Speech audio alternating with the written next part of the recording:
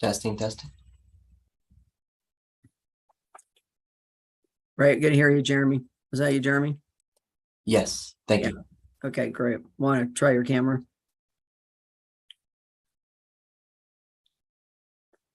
Oh, looks good.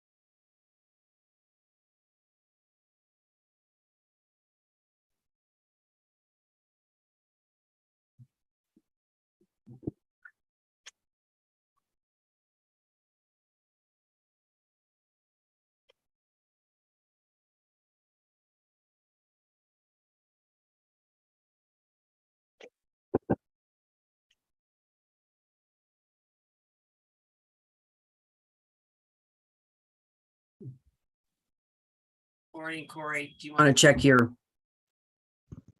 Yeah, how's that sound? Sounds good. Great. Thanks. Cool, thank you. Let's see who else is on. Lucinda, how does this sound? Sounds good, Alan. Great. Chris, are you on?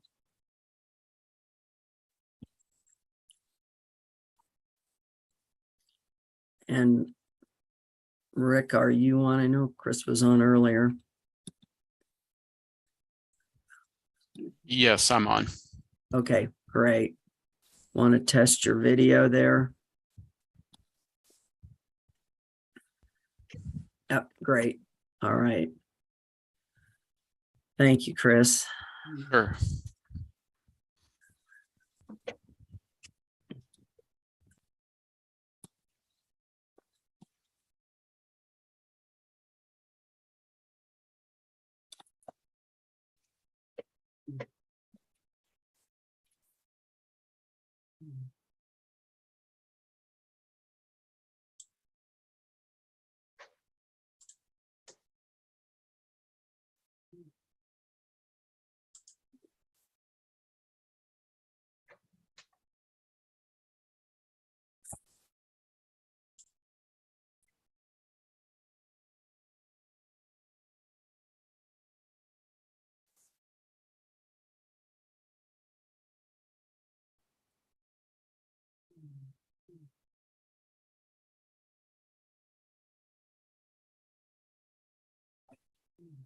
Okay, let's see.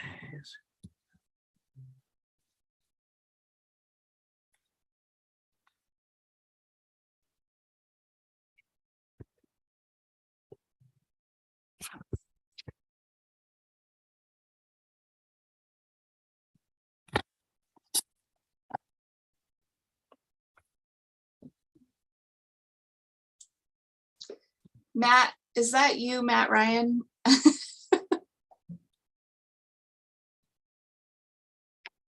Yeah, it looks like we have Supervisor Fowler and Supervisor Begay. And it looks like Geronimo Vasquez, Supervisor Vasquez, Vice Chair Vasquez has joined us. I think we're just missing. Yeah, I see a Matt there, but that's not usually how his appears, so there he goes. Okay.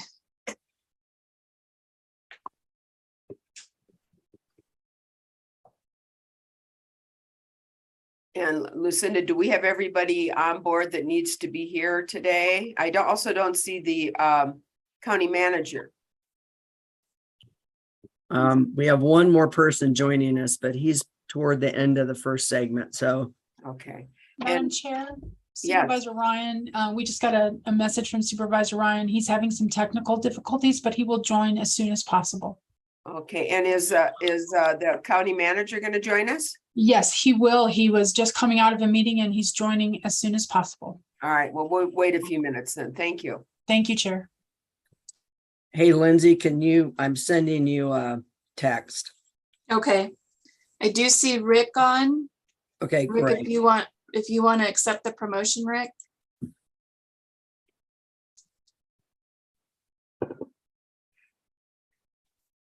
There he is.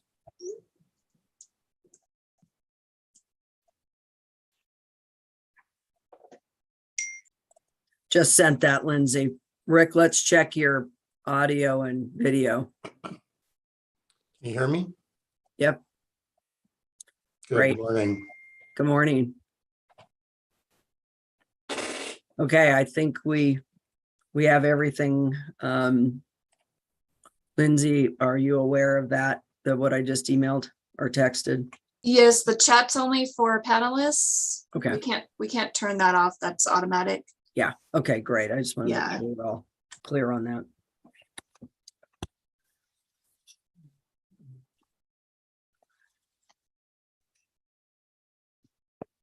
Okay.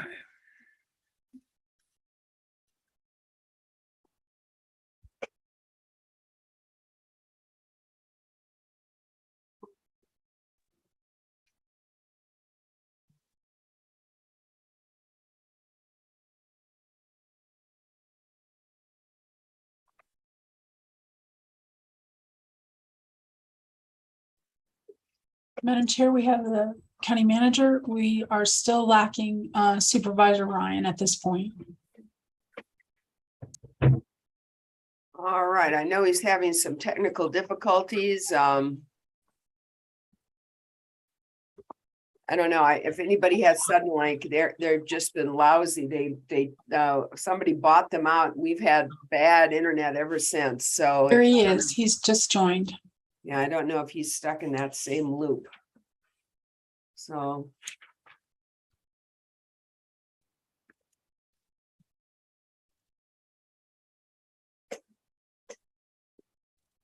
All right, well, I think, and I see our county manager is here, and I understand from Deputy County Manager Lucinda Andriani that we have the parties that are necessary here. Is that correct?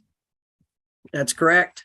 All right, well, good morning all, and today is Tuesday, September 20th, and we are here for a special session of the Coconino County Board of Supervisors and the Board of Directors for the Coconino County Flood Control District. And our first order of business, of course, is our call to order. And my name is Patrice Horseman.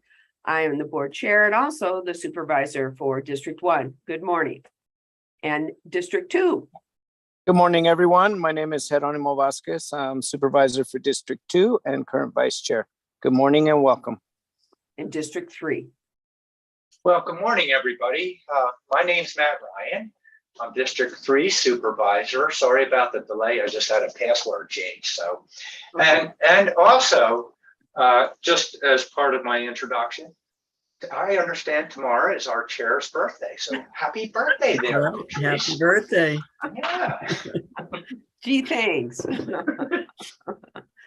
And District 4.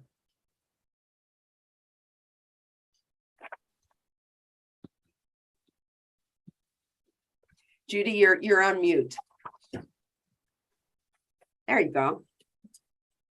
I'm starting the day this way, but anyway, good morning, everyone, whoever, and my colleagues, and then also people that are on the Zoom call. My name is Judy Begay, and Coconino County Board of Supervisor for District 4. Thank you. And District 5.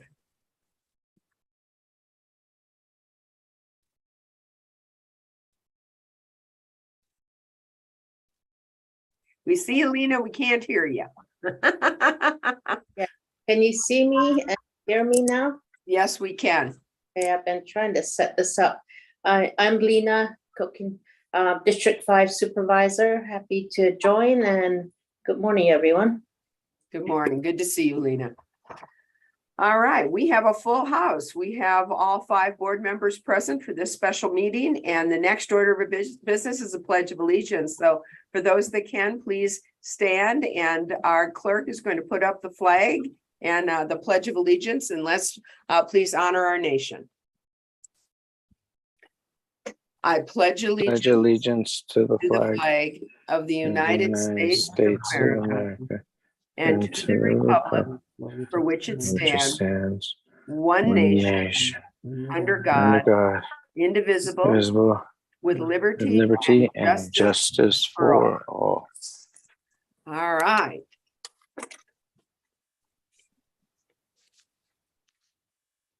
Thank you. And our next order of business.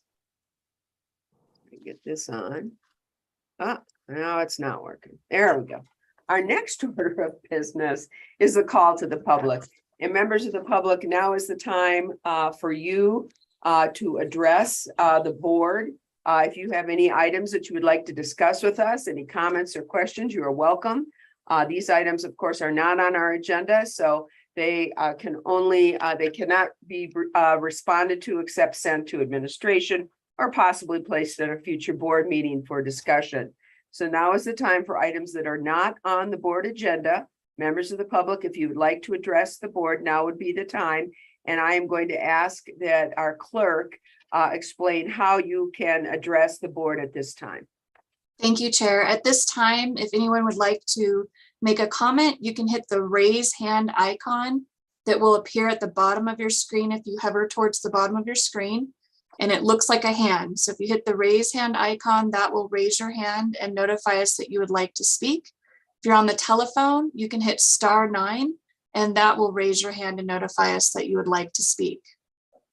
Thank you, clerk. And just members of the public, now is your time. You have up to 3 minutes. And of course, since this is a public meeting, we ask that you be respectful. And please join us if you have comments to make.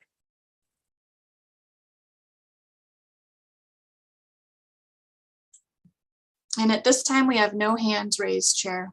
Thank you. And as always, we give a second opportunity. This is the last call. Members of the public, if you would like to make a comment or ask a question, now would be the time. This is the call to the public.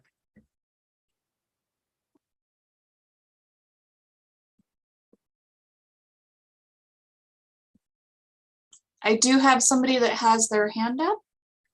Laren, I'm going to go ahead and allow you to speak. If you want to unmute yourself, you can go ahead and make a comment. Hello, members of the board. My name is Laren Roberts, and I live at the end of Treadway Trail. And 10 years ago, during the Schultz fire, we flooded badly. And for probably 2 to 3 years after that it took to stop the flooding just over time, I reached out to everybody I could think of. I had the state out there, and nobody did anything with that government tank. Oops, Laren, somehow I think you have gone. Sorry, I'm at a doctor's office. All right, there you go. Are now, and the flooding is probably, it's been in the middle of our property 10 to 12 feet deep every time the monsoon hits. And the government tank drain off after the Schultz was never addressed. And I want to know what you're doing up there and how quick it'll be done to where we can bring our horses back, our vehicles back, and you know, why this wasn't addressed back then and what you're going to do about it now. Thank you. Thank you, Lauren, and thank you for joining us this morning. And we hope that you can stay tuned for the board meeting. I think it's going to be a very informative board meeting for you and for all members of the public. It would also be great if you could send an email. I believe your county supervisor is Supervisor Vasquez, and he may be able to respond to you specifically. So with that, and thank you for joining us. Are there any other members of the public that would like to address the board?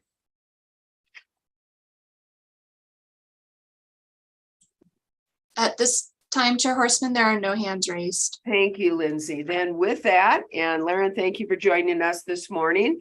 It is time for us, the Board of Supervisors, to resolve as the Coconino County Flood Control District Board of Directors. Do I have a motion? A motion. Motion by Vice Chair. Do I have a second? Second. Second by Supervisor Fowler. You haven't been with us for a while, so Supervisor Fowler, I'm acknowledging your second. All those in favor, please signify by saying aye. Aye. Aye.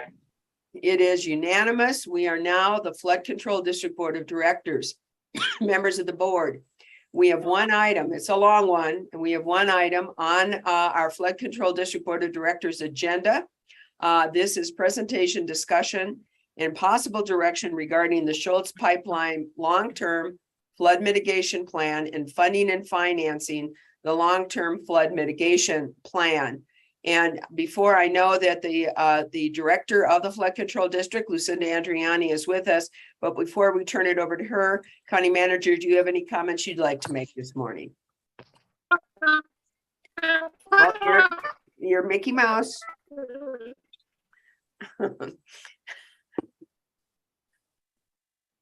I'm not sure if the Mickey Mouse voice said that just go forward and he'll come back in. He just had to rejoin.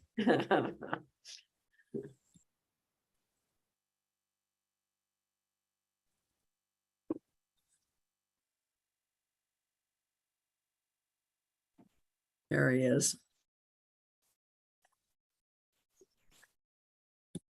County Manager, we see you. I'm back.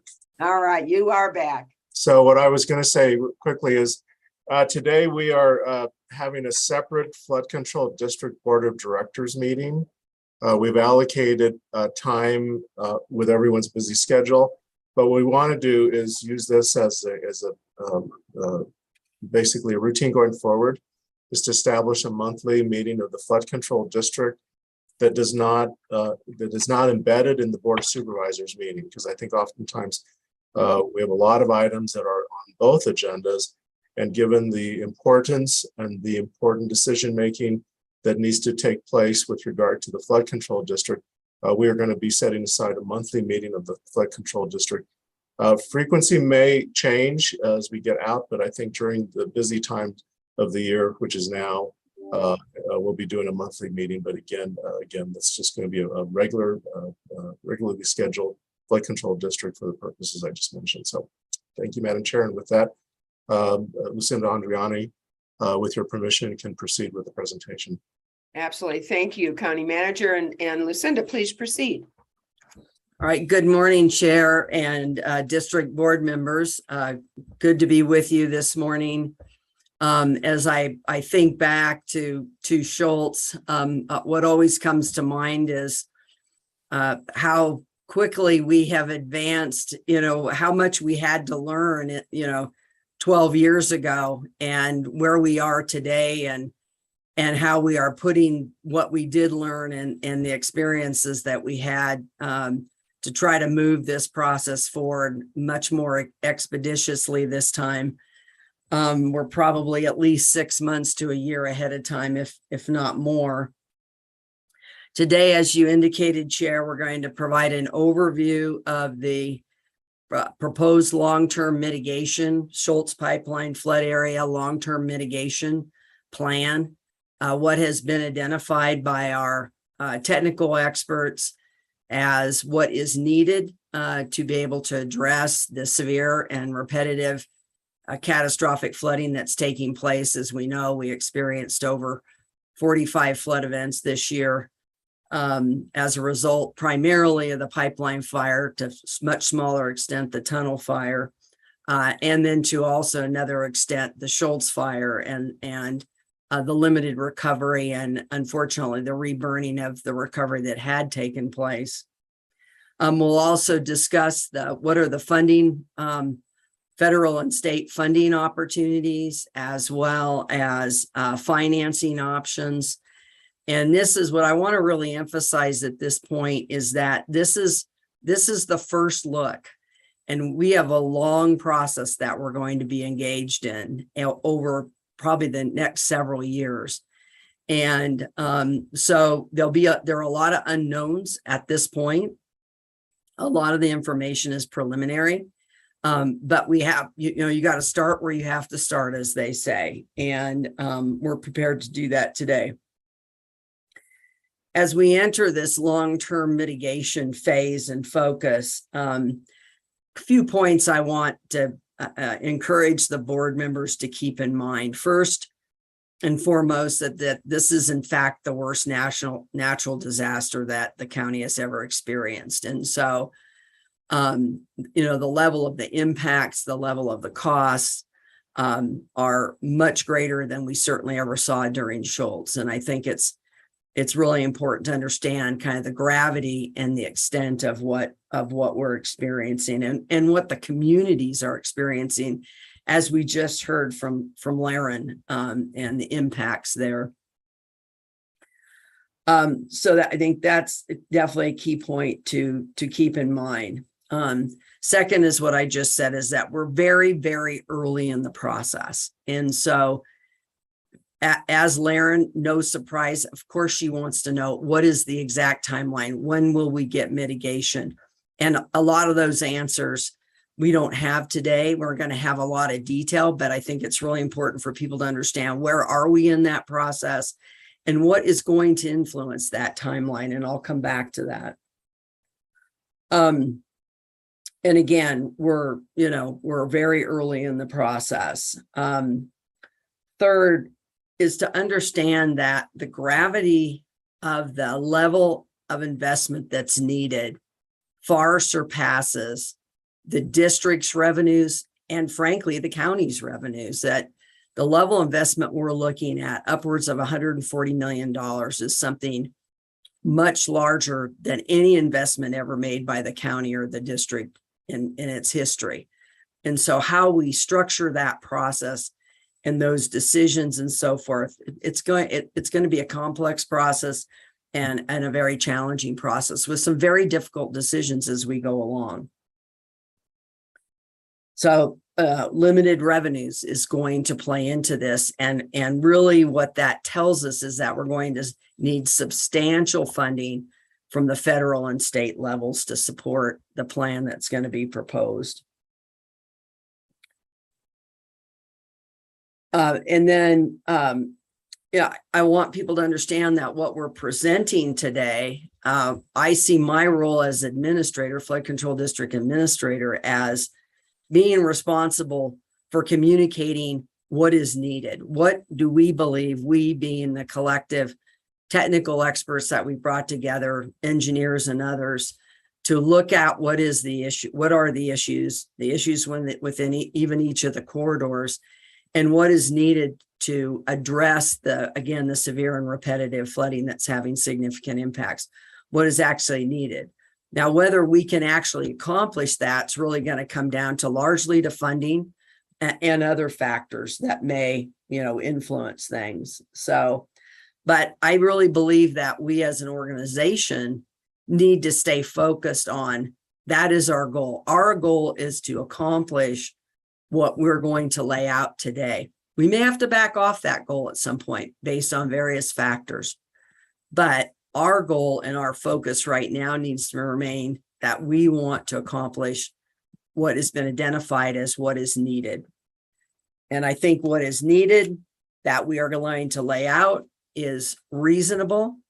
It's very much in alignment with what was done during Schultz, and many of the processes and that we're going to utilize very much reflect, again, what we learned through that effort. And importantly to remember, until we had the pipeline fire, those mitigation measures worked extraordinarily well. Now they're being overcome because we've got 10 to 22 times the level of flooding that was seen during Schultz, but those measures worked very well until this point in addressing the flooding. In fact, we had virtually no flooding except for one 1,000-year flood event in the Brandis corridor. So, and again, you know, what a key issue is going to be the funding. And clearly, if we can't secure that funding from federal and state programs and you know, other types of funding that may be available, we may well then have to limit what we can do relative to the plan. And those are going to be tough decisions in terms of what to prioritize and what can get done and what cannot get done. So we'll have to march through that. In respect to the timeline, everybody wants everything done now and certainly would love to have everything done. We would all love to have everything mitigated by the next monsoon season. That is not possible. It was not possible during Schultz. It took us 3 years to even start construction. Well, we had some construction projects prior to initiating the Emergency Watershed Protection Program funding and projects, but most of the projects that took place in 2013, 14, and 15. And it took us 3 years just to get those shovels in the ground, to get the funding, to bring everything together, get all the approvals and so forth. I'm pretty confident that we could do it more quickly this time. But again, a huge element's going to rest with securing the congressional appropriations for the funding that we need, as well as support from the state, the governor's office, the legislature for the funding that's necessary. So in terms of the timeline, obviously funding is probably the most critical factor, but there are other factors that are going to affect the timeline, and the timeline will be different for every corridor because the issues within each corridor are different. And what has been accomplished in that, if there was mitigation prior in that corridor or not, will substantially influence how quickly we can move forward.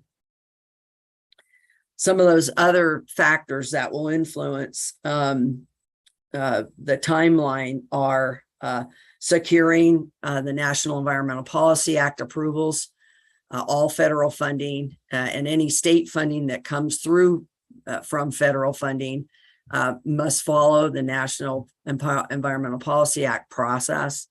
And that takes a certain amount of time to conduct those studies and deliver those recommendations and decisions. There are actual decisions that get made by the agencies, federal agencies.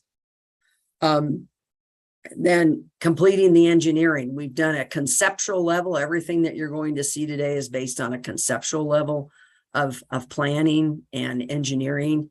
And there's a great deal more engineering that must go in. So once we secure funding, we got to move through the engineering process. A key element of that engineering process is conducting what we call the no adverse impact analysis, which determines that the proposed measures through the neighborhoods, do they have any adverse impacts to others within that community? So are there upstream or downstream impacts from the mitigation that is proposed?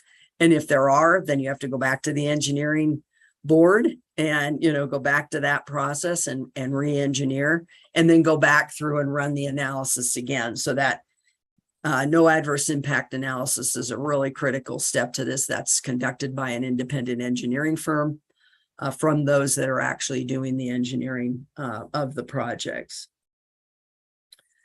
Securing the easements, the drainage easements, and mortgage releases, and those corridors where we haven't historically had mitigation, of which there are 3: Copeland, Peaceful Way, and Government Tank. It will be necessary to secure drainage easements as well as mortgage releases from whoever the mortgage lender is for that property. And that is a major process and takes a great deal of communication with those property owners and working through questions and issues that they may have. And, you have to have a continuous, we've learned, and certainly this experience has proven, as did other flood event, the other 1,000-year flood event, that we have to have continuous mitigation through the neighborhoods to be able to effectuate, flood mitigation and reduce those impacts. And so securing those easements is a key piece to this effort. Working with the federal agencies, securing their approvals, securing the funding, working through the cost benefit analysis that is part of that, the engineering, they have to approve the engineering, working through those processes.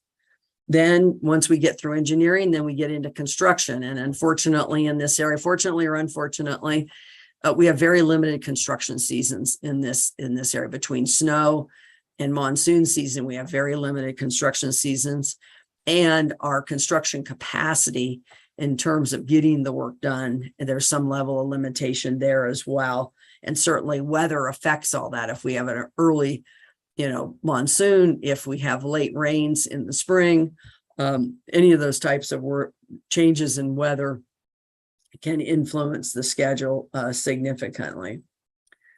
So again, we're at the first step of what's going to be a long process. It's going to involve a lot of decisions, some of which are going to be very challenging and very difficult decisions that this board will need to make over the time frame. And with that, Sean, I'll go ahead and ask you to bring up the presentation, and we'll go ahead and start moving through. Today we're going to basically conduct the meeting, I'll say, in two segments. The first segment, we're going to present a little bit of preview of information, a little bit of history about post-wildfire flooding.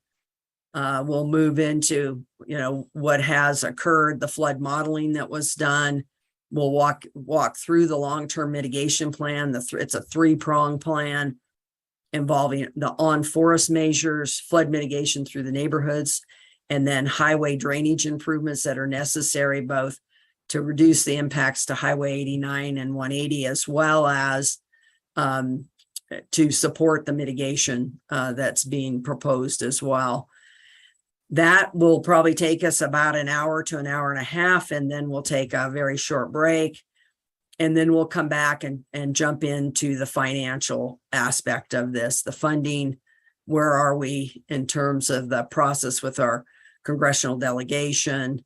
And then looking at the financing options, our CFO, Siri Mullaney, will discuss those, as well as looking at where is the 10-year plan now. And Jeremy Floyd will present the current 10-year plan based upon the proposed long-term mitigation plan. And then we'll move to, recommendations and what are our next steps. So next slide, please.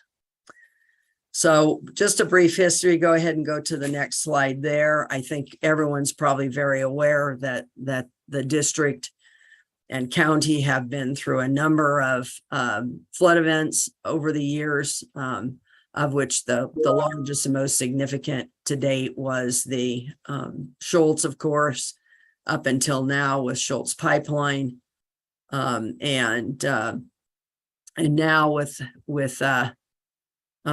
Schultz Pipeline, we'll move into that and look at some of those impacts as well. In terms of Schultz, there were 5 watersheds mitigated, and we had received the lion's share of that work was done through the Natural Resources Conservation Service Emergency Watershed Protection Program. That's funding we're pursuing again. Interestingly enough, 2 of the watersheds that are the worst impacted now one was the least impacted back at that time, which was Government Tank.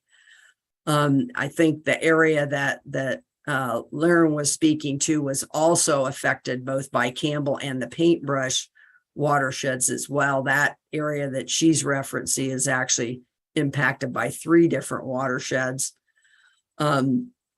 And she's correct. We did not pursue mitigation for government tank because there were very limited impacts at that time because a much smaller element of the watershed burned, and it burned on the lower slopes. It didn't burn the upper slopes, which is what occurred during the pipeline fire and is creating the 22 times increase in floodwater seen from post Schultz and even during Schultz. This is dramatically increased the flood because of the burning. You'll get to see a photograph of that burn area on the government tank. It's very severe, very, very severely burned.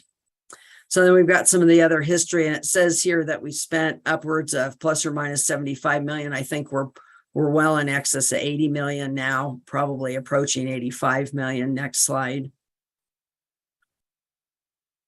And what we really learned out of that whole process with Schultz, and then put to use again last year with museum flood area, Spruce Wash that drains into the city of Flagstaff, was this integrated strategy. But the real game changer is what we do on forest. The watershed restoration measures on forest are what is critical to any mitigation within the neighborhoods working. So getting onto the forest and restoring, and Alan Hayden with Natural Channel Design will go through this, what's involved, but restoring those natural features that can reduce down the sediment, to some extent reduce down the volume of water, is critical to any flood mitigation working downstream. So, and those measures, as I mentioned, for Schultz had been very successful.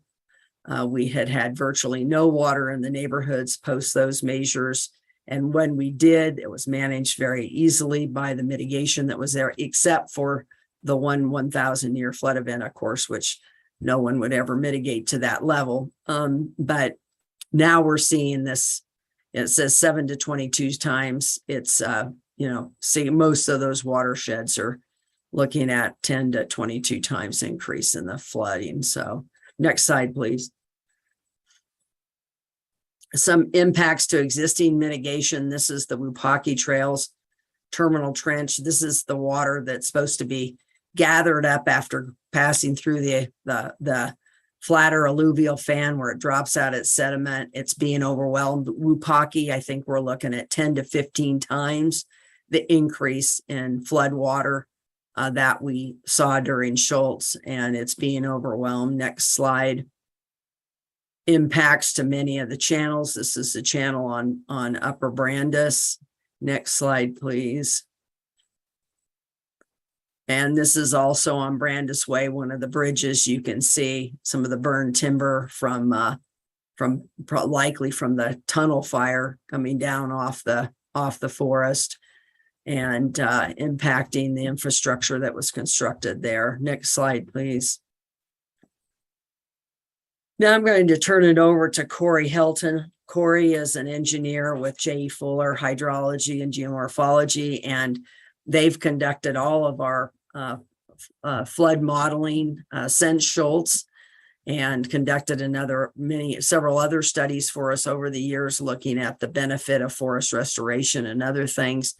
He's going to, has a handful of slides here, he's going to walk through to look at the flood modeling for the Schultz pipeline flood area, as well as what did we experience this year in terms of rainfall events. I want to note that we did add 2 additional slides to Corey's section. So you're going to see another map of the flood area that we had failed to include, and then the composite of the flood events, a chart showing the composite of the flood events over this past monsoon season. So with that, I'll turn it over to Corey. Thank you, Corey. Thank you, Lucinda, and good morning, everybody. As Lucinda was mentioning, I'm going to be walking through some of the modeling and the rainfall, and just kind of stepping through it pretty quickly so that we can get into the mitigation end of things also. But I think for the modeling, if we go to the next slide, the things that I would like to keep in mind is the 10 to 20 times of increase of discharge on these watersheds. So to put that in other words, if you were anticipating a 50 CFS before, you would be getting more like 1,000 CFS now. So let's look at this is for Wapaki trails down to approximately government tanks. So you see we have a lot of purple towards the right hand side. That is along Highway 89 and it's going up towards Wapaki trails. So for Wapaki trails, we have over 2,000 CFS coming into the watershed there, and 1,500 coming into Brandis, and a few watersheds coming into the Copeland area. These results are from the 2 inches of rainfall in 45 minutes. That's approximately a 25-year storm event, or a 4% chance of happening in any given year at any given location. So that's kind of what we're seeing here. And just to kind of start moving quickly through these, I'll go to government tank next on the next slide. So Laren, this is kind of your area that you were looking at. For a 2-inch event up on the burn scar, we're looking at over 3,000 CFS coming down government tanks. With the burn severity that we experienced on the Weatherford Trail. So up in that part of the watershed, it was unburned before, and it had a high burn severity through a good portion of that watershed. And so that is a big cause for a lot of the flooding that we're seeing coming down towards the highway and into Doney Park. So these flows come in, come around to the landfill and come to the north side of Doney Park, and also through Johnson Ranch on the south side of the landfill, and also come into Doney Park. So we'll just go ahead and go to the next slide again, and see how that comes into Doney Park. It's flowing until it hits about Silver Saddle, and then it starts to pool.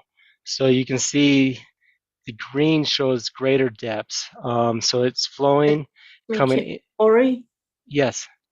where is the Silver Saddle here? It is, so you can see open sky there. And it's just, yeah, there, thank you. Thanks, Sean. So that is Silver Saddle. So you see less flow, Okay. depth wise. Even the last slide, if you were to do a pointer, that way I can see where you're talking about. Thank you.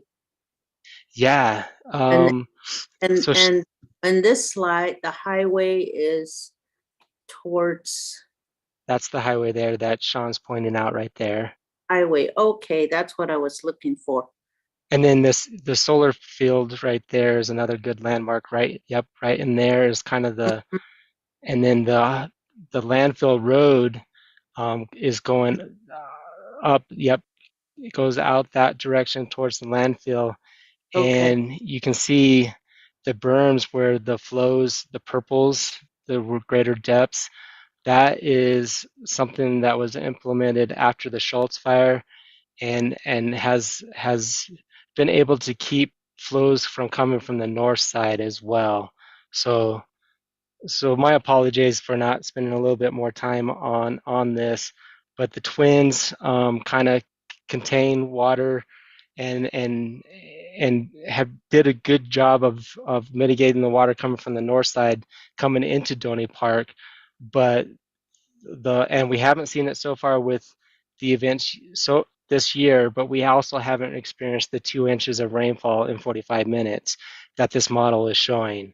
So a lot of the cinders within the landfill do a good job of letting the flows to infiltrate. And so some of the long-term mitigation that we'll be looking at is trying to contain those flows and to decrease the flows from coming in. And so we'll be getting into that a little bit more detail, but that's what we're looking at. And also the purple that's a little bit further north is Campbell Avenue. Yeah, thanks, Sean. So that is Campbell Avenue there, right there.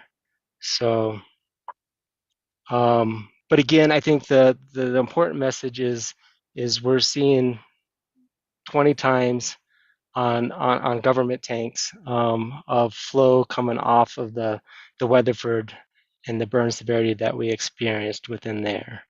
So, yeah, so that's our modeling results.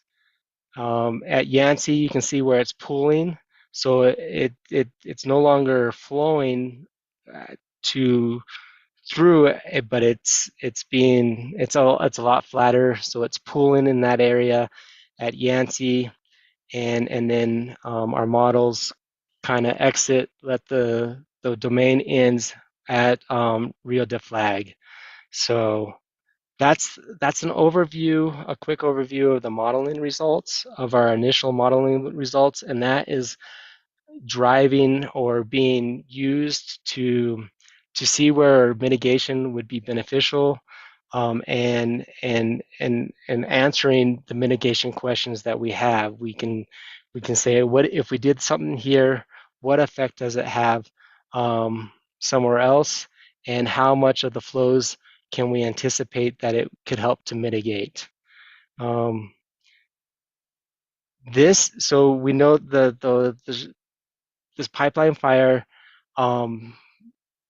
affected more area than the Schultz fire did, and it also affected flows going to the west side or going towards Highway 180. So all the other previous ones were along the 89, coming into Timberline and into Donny Park, but it also burned the other side of the mountain where the watersheds come into, yeah, thanks, that's 180 coming along there. And that, so those flows that are on the left hand side are coming from the chimney, upper chimney watershed, and coming down towards the highway. And again, this watershed is experiencing close to 20 times, especially on the Schultz Creek. So if we go over to the right hand side of that, that's the Schultz Creek coming in. And so kind of where the pointer is right now is the Y, where people park along the Schultz Pass. And the water tanks are those big circles that you see that belong to the city. So those are kind of our reference points on this screen. And again, we're seeing for the 2-inch event 20 times what we might have seen pre-fire on this watershed. So let's go ahead and kind of just look at the rainfall that we've experienced this year. These rainfall totals, if the light green on the most right-hand side of each of these bar charts is for 2022, and that's through September 14th. And these are how it compares to past seasons. I think the middle one here is government tank, and Laren, I think this one might be one that you might be interested to kind of see how the rainfall at that rain gauge happened. So the most happened in 2013. It had over 20 inches of rainfall, and we're around 13 inches, 12 to 13 inches of rainfall for the season so far this year. So above average for government tank, but not as much as back in 2013. The one exception to the rainfall being more of above average or an average range, where the landfill site, there's a rain gauge down there as well, and that's your most right-hand side here. It had 13 inches of rainfall this season, which is more than double the average that that the landfill site has received since 2010. So that's kind of what we're seeing here. So we're average to above average for all the rain gauges up on the pipeline fire for our total accumulation. So we'll kind of, this slide shows Lennox and Wapaki, government tank, and the landfill. In the next slide, I keep the landfill one in each of these so you can have a reference to the other ones, Thames and Peaceful Way, and then Upper Campbell and Copeland.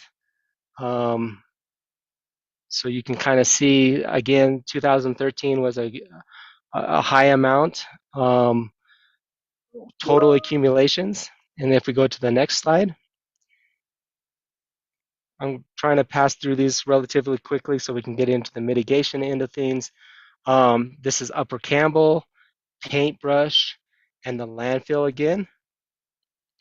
And then a couple more stations that were placed later on the next slide, so they don't have as much of a record. So they only have the past 5 years or so, and so that's Copeland and Siesta, and then how that compares to the landfill site as well.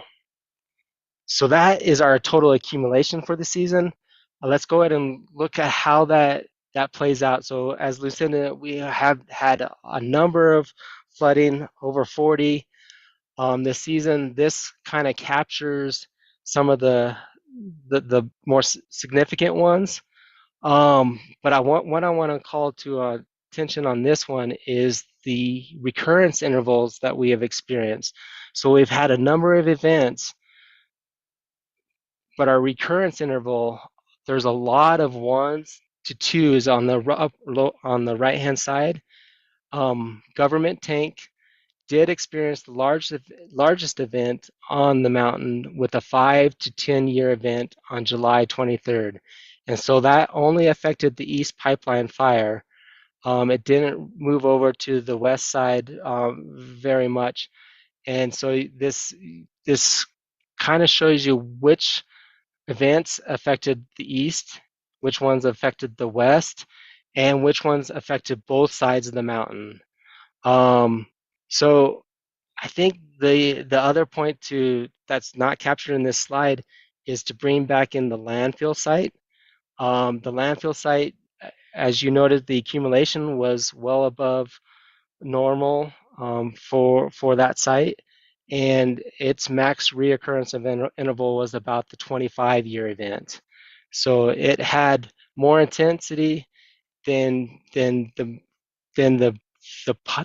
burn scar that up on the mountain. So I think that really kind of covers the modeling and what we've experienced as far as rainfall has been this season compared to other seasons.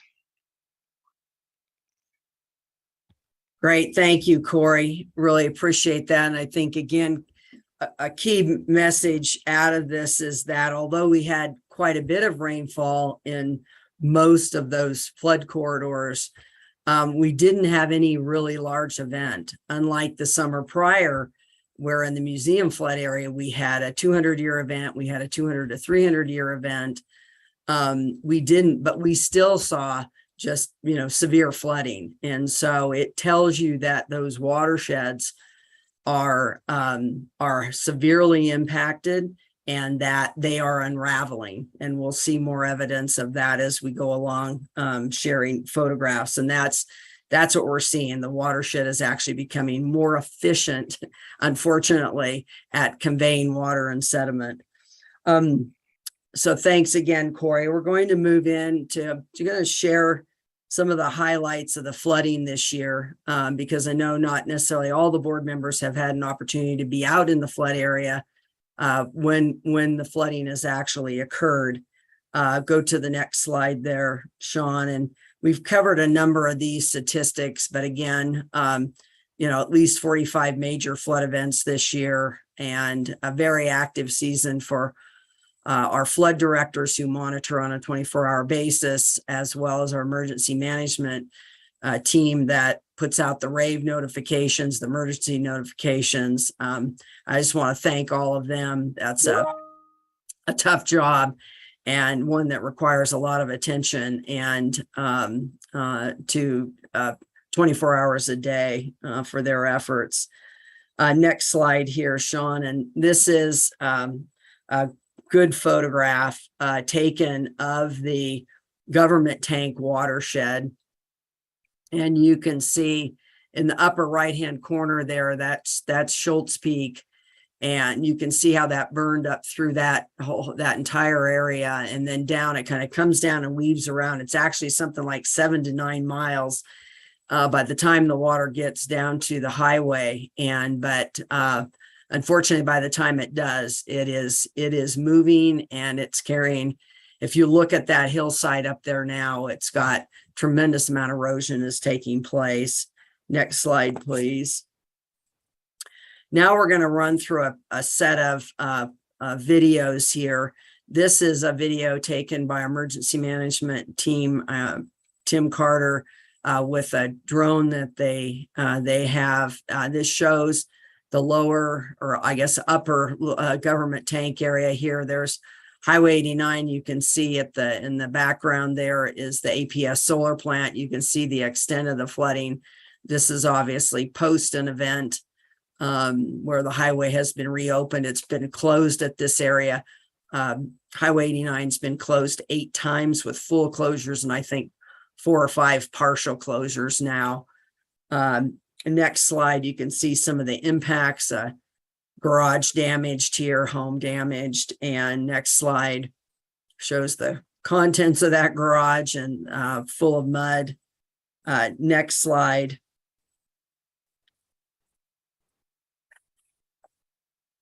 And, in terms of the mitigation efforts, we actually have had a fairly limited number of homes flooded on the interior. And that's a real credit to the efforts that everyone put in, the county and contractor teams to get the short-term mitigation and the residents. So people mobilized very quickly to get the mitigation in place, sandbags, barriers. I got the latest number from Ray Garcia this morning, and I really want to call out Ray and Stephen Anderson, both tremendous effort they put into all these mitigation processes and managing them.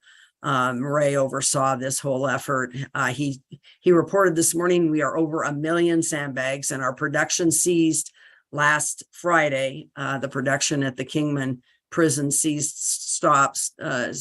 They concluded that effort last Friday, but we had literally over 1 million sandbags produced in 3 months. That's a pretty amazing accomplishment, with 4 miles of concrete barrier placed by our tremendous partner, Tiffany Construction. They have just been amazing at keeping our on-force measures operating through all these flood events, as well as addressing the flood impacts, the severe impacts to the Wupaki Trails area.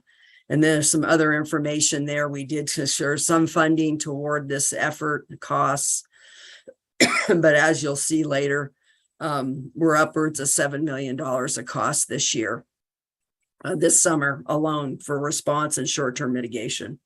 Next slide. Go ahead, Sean, and you can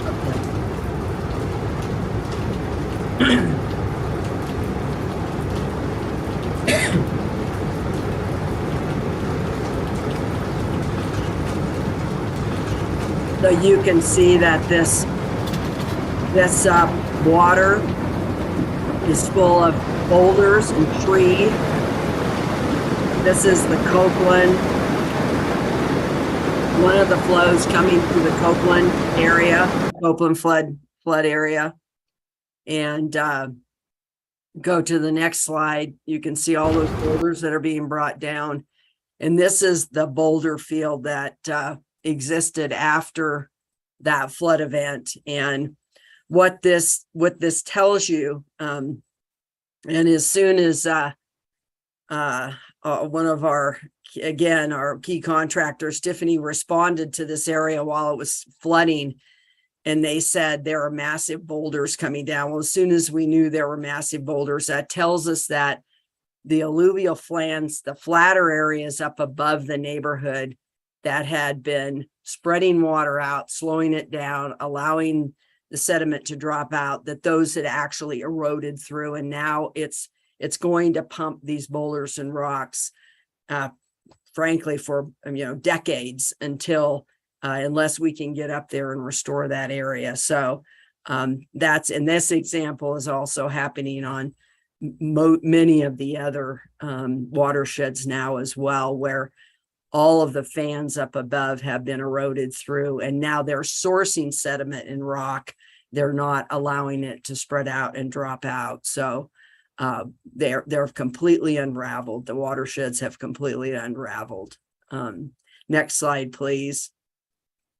This is just downstream of the road from that last photograph. You can see this channel at one point was far greater erosion than this, going through a series of private properties here. Next slide. This is Wupaki Trails. We'll go ahead and show this video. Oh, let's try that again there.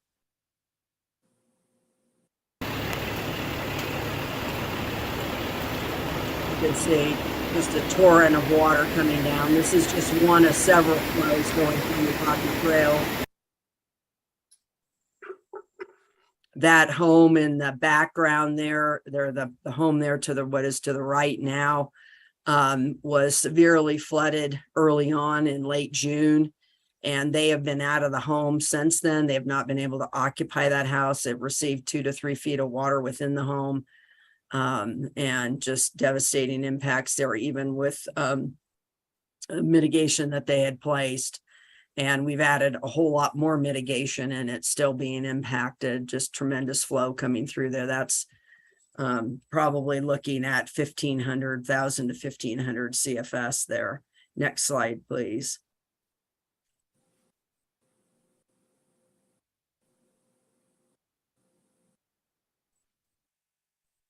Lucinda, Yes. this is Lena. Did you say that there's the channel where it ate into the erosion, where the person was standing in the erosion, that is on private property? Is that? Yes, that's on private property. Okay, so how do they mitigate that themselves? And are we having individuals sign agreements?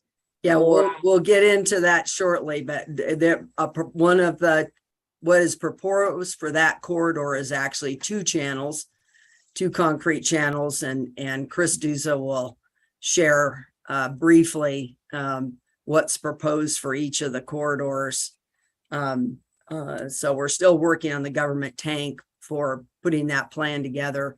Very complex, difficult flood corridor, but he'll talk through. But yes, that it is proposed to construct a channel in that area where you see the flooding. This is the home in Wupaki Trails. You can see the flood in, how high up the flooding came on the side of the home. Next slide, please. Then we move over to the west side. We won't show any of these videos, Sean, but we'll just show some of the photos here. This is Seacrest School on Highway 180 with flooding. There was some flooding that did get into the school. Next slide. Here another school shot of the school and flooding and debris coming down. Next slide.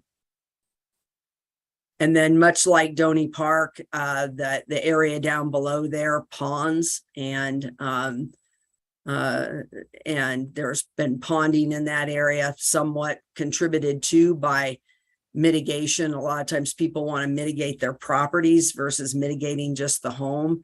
And that's creating ponding both in the Donny Park area and in this area. We continue to really encourage people to put their mitigation sandbags at the homes instead of at their property boundaries, so that water, what water does come, can spread out. It'll have a lot less impact, such as in this area here. Next slide. Then significant impacts, again, as I mentioned earlier, to Highway 89. This is after they just reopened, and you can see all the debris and sediment, and ADOT and the county have spent a lot of hours out there clearing the highway, trying to get it reopened. It has been closed fully closed 8 times, and I believe the partial closures now are up to 5 or 6. So significant impacts to the highway. Next slide. This is the traffic backed up during the closure. Next slide. Okay, so now we're ready to move into the long-term flood mitigation plan. And again, we've been able to take what we've learned historically, and certainly 5 of the watersheds that we did mitigate, we have some infrastructure there now that is unfortunately undersized now for what is needed, given the flows that are coming off the pipeline fire. So we've come up with a 3-pronged strategy on forest watershed restoration measures, flood mitigation in the neighborhoods, and then highway drainage improvements. And those are all integrated and have to work as a collective unit, I'll say, in each of the flood corridors. So we've been meeting regularly, frequently, to work through a plan for each of the corridors. We're still working on the government tank. We should be able to have that to present publicly here probably within the next month. We're getting ready to submit that. I'll talk a little bit more about that to the Natural Resources Conservation Service. We were out with them last week, or week before last. And so moving through this. So we'll go ahead and present that, and I'll go ahead and turn it over to Alan Hayden with Natural Channel Design. Natural Channel Design did all the on-forest engineering and measures during Schultz and for museum flood areas. Museum, once again, has shown the value of those investments, been tremendously successful this year in mitigating impacts to Mount Eldon Estates, Lockett Ranches, as well as the city of Flagstaff. Very successful. So Alan, take it away. All right. Thank you. Good morning, everybody. Thanks, Lucinda. So we can go on to the next slide. So just a little bit about the current on-forest conditions and what's going on up there. So Corey was talking about this kind of massive increase in discharge of water that is produced by these burned watersheds. Well, that increase in water also brings with it an increase in force and energy, and it does a lot of work on that watershed. Right now, it is eroding. So these slides right here represent kind of a current condition of channels or flow paths that exist on U.S. Forest Service lands above the neighborhoods in Timberline. The one on the left is actually Copeland, and the one on the right is high up in the drainage in the Lennox Wapaki Trails neighborhood. So lots of increase in force, a lot of increase in erosion, and that is both downward erosion. As you can see, these channels have been sized, and then as they incise, they widen out, and all of that produces erosion from the bottom of the channel and from the banks, and quite frankly, that can be expected to go on for quite some time. Once channels have incised, they take a long time to widen out and form a new and stable channel. Sometimes that process can take decades, even as flows start to diminish and the vegetation starts to come back. So if we could go to the next slide. So the result of all that erosion is a lot of sediment supplied downstream. And the photo on your left there is the alluvial fan at above the Wapaki Trails neighborhood that was built back in the Schultz era and worked quite well. And it's actually still working quite well, although it's seeing far more flow and debris than it was ever designed to see. The watershed above is 2.5 miles in size channels. All that sediment's coming down. This fan has actually accumulated probably close to 20,000 cubic yards of boulders and debris and logs over the course of the summer in the post pipeline flooding. So that's what, so these alluvial fan systems are working, but they're working kind of overtime, and the lifespan that was basically projected for them, which was 25 to 35 years after the Schultz fire and after they were installed. We've reached that lifespan in a few weeks with this greatly increased flow and greatly increased sediment supply. So we can go on to the next slide. So the goal of the on-forest watershed restoration is the reduction of sediment source and sediment transport through the restoration of channels and alluvial fans. Now, for the most part, water is still going to come down off the hill.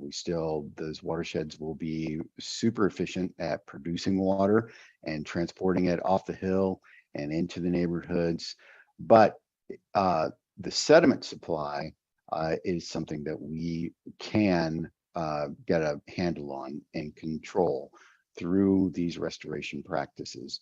And what we're trying to do is take the channels that transport the water and sediment and convert them back into channels that are much more stable and also either reduce the amount of sediment that's supplied out of the side of the channels or reduce the sediment transport capacity of those channels. And we do that wherever we can, that reduction in sediment transport. That occurs on alluvial fans, and there's a lot of mention of alluvial fans. And you'll probably get tired of hearing about it in the next few years, unfortunately. But they're really, they don't occur everywhere, but they do occur quite numerously around San Francisco peaks in our area. And those are areas where flows would naturally spread out over a wide area, and the depth of those flows would decrease, and the sediment transport capacity of those discharges would greatly decrease because we don't have the depth, and that sediment stops and it starts to build those alluvial fan systems. When you have a giant increase in flow, like we see in this post-fire world, you can get gullies forming through those alluvial fan systems. And that function of slowing down water, getting less depth, and decreasing the sediment transport goes away. And as a matter of fact, you increase depth, you increase the velocity of the water, you increase the erosive power of that water when you do that. And those alluvial fans, which stored sediment for so many eons, now become active sources for sediment and much more efficient at transporting them. So one of the major things that you'll hear us talking about for on-forest restoration of channels is the restoration of alluvial fans. And so you can see that these photos were taken from the museum fire. This is the West Trib. This photo on the left is prior to restoration. That's a 5-foot deep head cut that's moving up through the fan and actively sourcing large boulders and stuff to the neighborhood, which is immediately below it. After restoration, it looks like we're up on the top right corner. We've taken that gully and filled it in and smoothed out the area so that flows spread out really wide and start to drop their sediment. And most importantly, they no longer source a large amount of sediment. So you can actually see this working in this photo on the right during a fairly major rainstorm in the museum fire. So In other areas where we don't have alluvial fan systems to work with, we have to restore the channel, meaning that we put grade control in the channel to keep it from getting deeper, and we stabilize the banks by slipping the banks back, providing appropriate channel size, and reducing the amount of sediment source to that single thread channel. So we can go to the next. So on forest, and this is all work that's proposed for on forest on federal lands, is we're looking after the pipeline fire. We're looking at 4 new major watershed projects. We're probably going to work, what our target is to reconnect about 300 acres of alluvial fan, probably in the neighborhood of 1,000 new grade control features. And in addition to those 4 new major watershed projects, we're looking at an expansion and repair on the 5 existing alluvial fans projects that we built during Schultz. Those fans have worked really well, but they have taken really hard hits. In some cases, they have, they have stored enough sediment so that it exceeded their design capacity and have to be rebuilt. And in some cases, they've had head cuts that have moved through them, and they need to be patched up.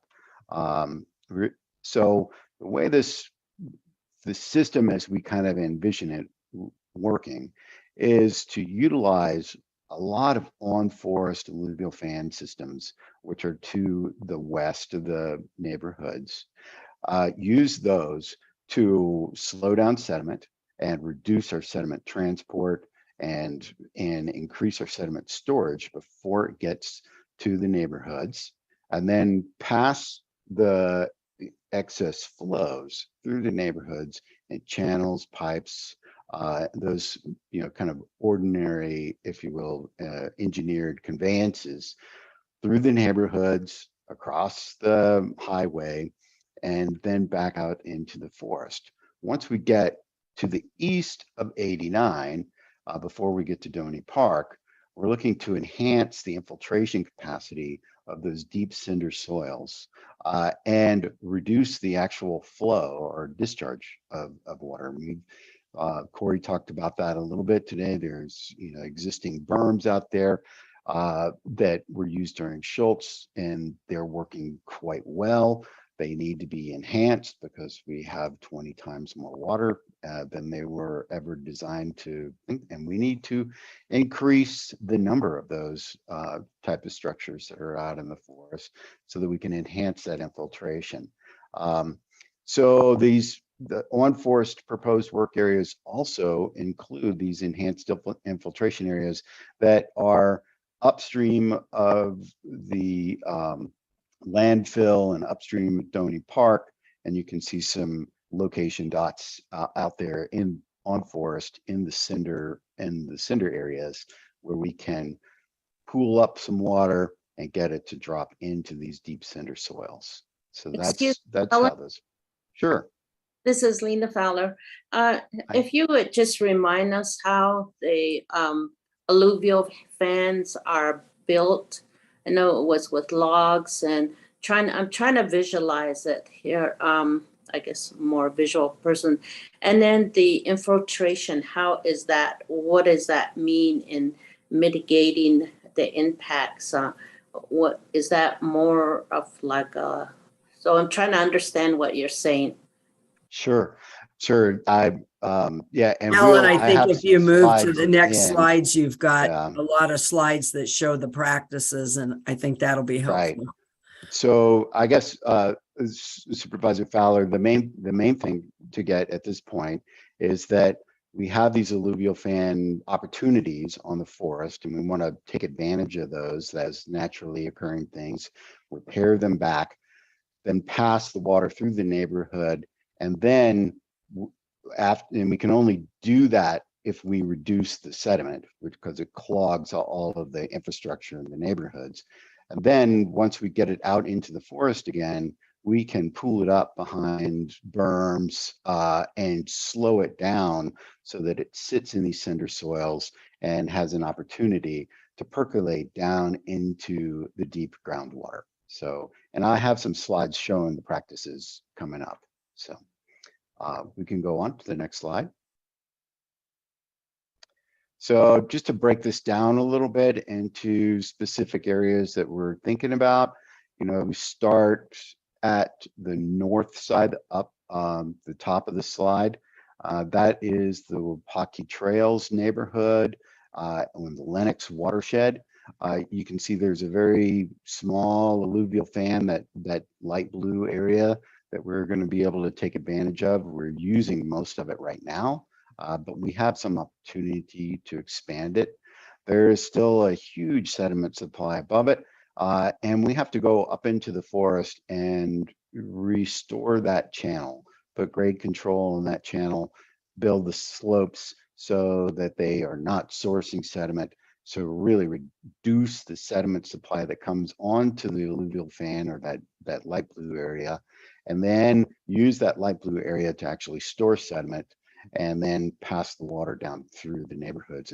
And Chris Duza will talk about that passage through the neighborhoods in a little bit.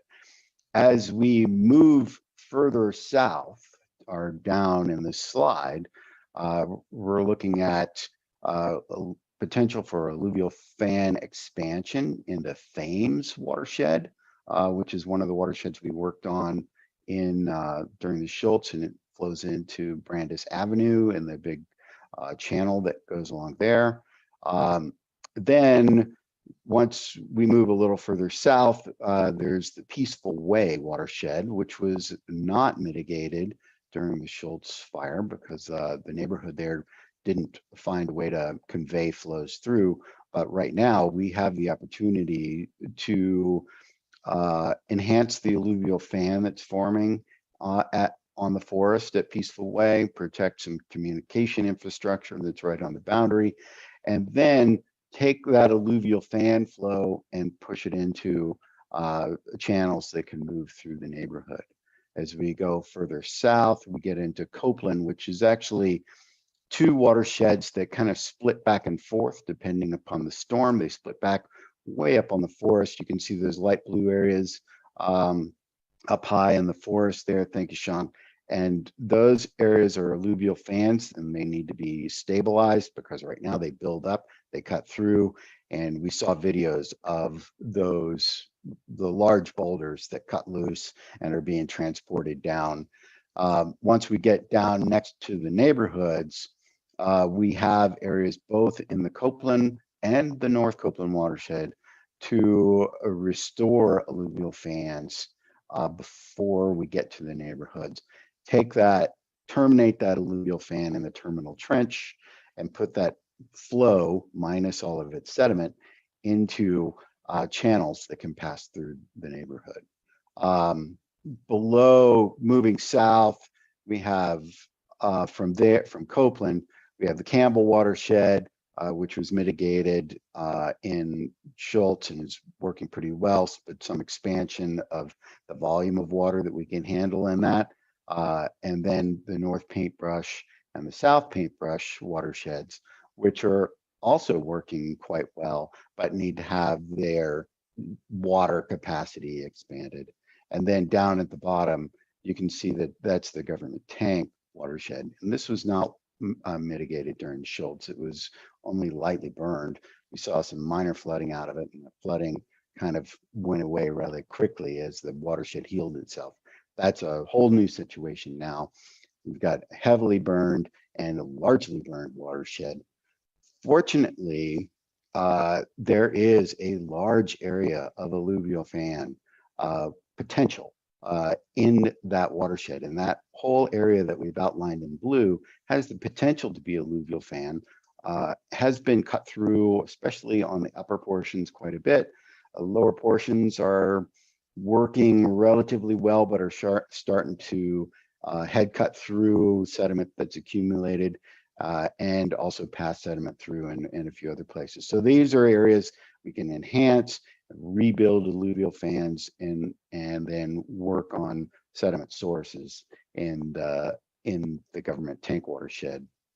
And then and that reduces the sediment. We pass it through the neighborhood through engineered channels, which Chris Duza will talk about in a minute, and then across the highway with areas that Rick Schuler will talk about, and then back out into the forest, and we're using the deep cinder soils to build up the berms and sink that flow minus its sediment down into the cinder soils. So next slide, please. So as we keep moving south, kind of for reference, now government tank is up in the northern part of the side, and we are able to kind of focus in a little bit on the western side of this the pipeline fire, and that's the Schultz Creek drainage, which is off to the left side of this map here. So Schultz Creek is very steep drainage, kind of narrow. It's going to see a big increase in flows, already has. And we have the ability down at the lower end of it, just before we get into the populated areas, to build up an existing alluvial fan, which has a lot of cuts through it. And then the city has a parcel down there, which they are currently building some water retention basins and some sediment retention basins on there. The work in this watershed, which in the green areas will be channel stability to reduce the potential for it to really degrade and provide a lot of sediment, and then also enhancing this light blue area at the bottom for sediment storage before it gets into the city infrastructure and flows through there. So if we can go to the next slide. So a little bit about how this happens, what the practices look like, those kind of things. When we rebuild an alluvial fan on forest, it is heavy machinery. We're moving a lot of rocks, we're moving a lot of dirt, and we basically have to find material, fill in the gullies that have formed through the alluvial fan, and reform that alluvial fan surface so that it can spread flows out. That surface gets armored as well so that it can't reform those gullies. Now we do that with a couple of different grade control type practices. One is these log sills, which you see on the top left corner. They're installing a buried log sill. So they utilize the timber that is on the project area. Take the big logs, you bury them in the surface of the fan so that a head cut can't get initiated and cut through. The log sills stop it and keep that surface working. We also utilize buried rock sills, which is that middle photograph there. And again, just big rocks buried below the surface, just right at grade, to control the shape of that alluvial fan. And these alluvial fan systems, when water comes out and hits on them and flows across them, you need a sill or a pool to spread the flows out really wide. So imagine a flow coming down 3 or 4 feet deep, moving really fast. You need to build a structure and build a wide area for that just to spread wide. And once it spreads wide, okay, it no longer moves as fast because it's interacting with a lot more channel area, and that roughness holds it back. And it also doesn't have the depth. And shear stress, which is the force that moves sediment, is a function of depth and also slope. And so you decrease the depth, okay, you decrease the shear stress, which decreases the sediment carrying capacity, and you start to get piles of sediment that form on these alluvial fans, and water dodges around and you need another wide spot. And so that's the reason we like to have the fans as big as possible so that a pile can form, flows move off to the side, and another pile can form, and they kind of you fill up your alluvial fan over the course of several decades of sediment transport across it. Other practices that we use in our more confined channel settings are these cross vein weirs, which you see on the top right and the bottom left. And these are just massive rocks formed into the shape of the channel. The rocks are sized so that they can't be moved by the forces of the water. And so they resist incision into the bottom of the channel. They also, because of their V-shaped structure, they tend to put that shear stress in the center of the channel rather than out on the banks, and keep that channel from getting wider and sourcing sediment from its banks into the sediment transport portion of it. So we can go on to the next slide. So, the final bit of these alluvial fan systems and all of our restoration work on the forest is to, try to get as much function back into that watershed as possible. And so that means not only are we manipulating these channels and restoring the alluvial fans to get those functions back, but we also have to revegetate as well. And on the top right corner, you can see this is what the alluvial fan system on the forest right at the top of Paradise. This is part of Spruce Avenue Wash. Matter of fact, this is Spruce Avenue Wash right before it hits the city-owned land.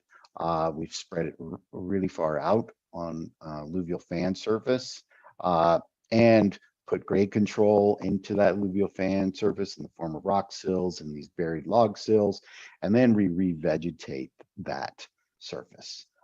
We use native grasses, and in this case, they were hydroseeded on. Other cases, we use hand seeding and then place wood chip mulch on top of all this in order to promote that rapid revegetation that is going to help hold these soils in place and help kind of keep the thing from head cutting apart again during if we have high flows across it. So I hope that kind of gives you a flavor for what we're trying to do and what the practices are, and what that activity kind of looks like. These are all things that we utilized during the after the Schultz fire. They have worked quite well for the years after the Schultz fire, and they've worked quite well even when we increased the flow beyond what they were ever designed to in this post pipeline fire era. So we'll go on to the next slide. So we have working all summer, and still kind of a work in progress because we're still getting rain really, but we've walked through all of these watersheds and all the areas that we really want to work on and we think that are important, and we've put a conceptual design together for these, and most importantly, conceptual costs. And this is all of these areas add up to a rather expensive investment, but it's a really worthwhile investment because reduction of sediment makes everything that goes on in the neighborhoods possible. Without reducing that sediment supply and those boulders rolling down the hill, all the channels, all the pipes, all the box culverts under the highways will just immediately clog and become maintenance issues, kind of maintenance nightmares, as we've seen all summer when they're overflowing with the sediment. We have to go clean them out, or they push water into a place where they weren't supposed to go. We are working currently with the Forest Service. We've talked to them about our conceptual level plans, and they are currently working on the National Environmental Policy Act, the NEPA clearances to do this kind of work. And one thing that's helpful is that We've been through this during the Schultz fire and during the museum fire. They know the practices that are going to be most successful. They know the practices that they can accept, and so they can work through this kind of permitting phase relatively quickly. I think we are looking at having some of this stuff ready to permit in the next several weeks, and more to come in phases during the winter and early spring of next year. So thank you for your time. Really Great. appreciate it. Thank you, Alan. I really appreciate that. And as I noted before, this is the game changer. And without these efforts, as Chris will note, none of the downstream mitigation can function and work. So what we're going to do is, Lucinda, I'm sorry. We've been going for about an hour and a half.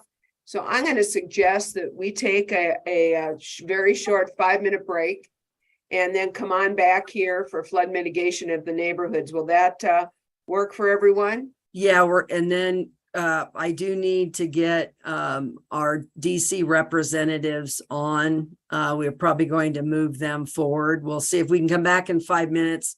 We'll go ahead and let Chris do the flood mitigation in the neighborhoods, and then we'll probably go ahead and go to they need to be into another meeting by 11. So I do want them to be able to update us on what's happening and with our efforts with our congressional delegation. So Very good. Then if we can, let's take a quick 5-minute.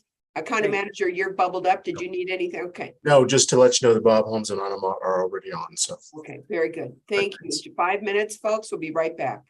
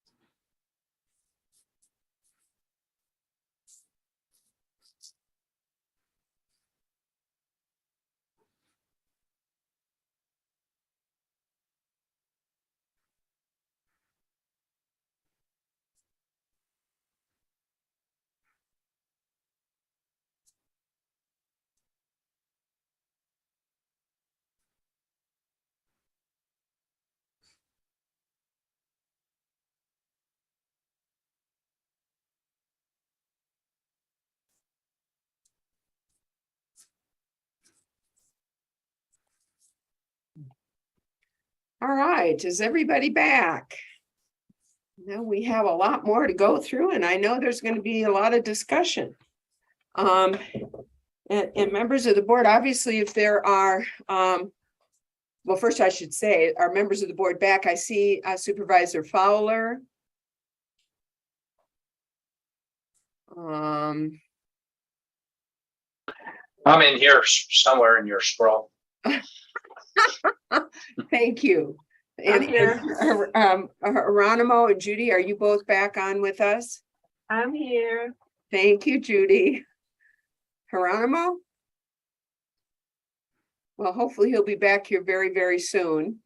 And I know we have a lot to go through, so I think we need to proceed. Yeah. And members of the board, I know that probably that we have questions, and what I've been trying to do, unless there's something you need an immediate answer to, then please go ahead and pop up and ask your question. Otherwise, I've been trying to make some notes here in hopes of asking questions when we get through to the end of this presentation and before we get into the finance discussion, if that's okay. But again, if you have a pressing need, please just bubble up and ask your questions. So with that, thank you, Lucinda. I'm going to turn this back over to you.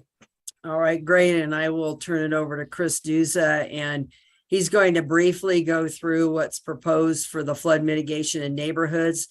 Not going to get into a lot of detail. We are meeting corridor by corridor.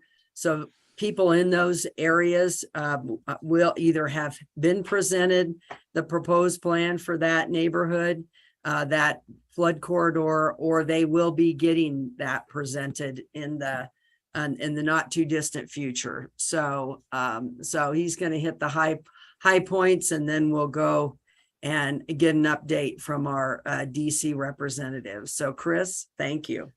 Okay, thank you, Lucinda, and good morning, everyone. If we could do the next slide, please. So I'm going to briefly talk a little bit about the flood mitigation in the neighborhoods, and I think Alan and Lucinda did a really good job describing how important the on-forest mitigation is to the mitigation that will occur during the neighborhoods. You know, essentially, I think the best way to think about it is, you know, what we're really trying to do is flip the narrative between what's happening on the forest and what's happening in the neighborhood, where essentially on the forest, as a result of the fire, you know, the watersheds on the forest have become very effective and very efficient in conveying increased runoff down through the neighborhoods. And then down in the neighborhoods, we simply don't have the infrastructure in place that can handle not only the increased runoff that we're seeing post-fire, but also the sediment and debris that's coming down off the forest.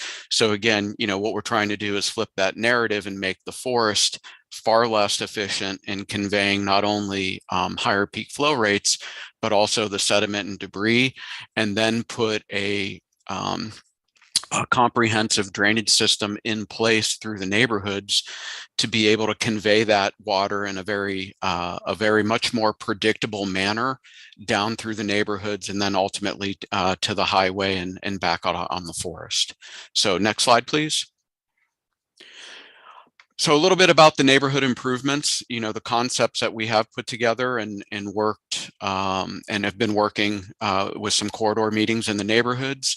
What we're proposing right now at a conceptual level is concrete channels and box culverts. And concrete channels, rectangular concrete channels, are very effective in conveying stormwater runoff. We can probably convey, you know, the most amount of stormwater in that type of a channel, in that type of a section. So that typically will result in smaller easements needed through the neighborhood. And as Lucinda mentioned, you know, in a lot of these corridors where we haven't done work, we're going to need easements on each and every property that we impact with the construction of these channels. So they're also very durable. The long-term benefit is that, you know, there's much less maintenance associated with these, and they're easier to clean out.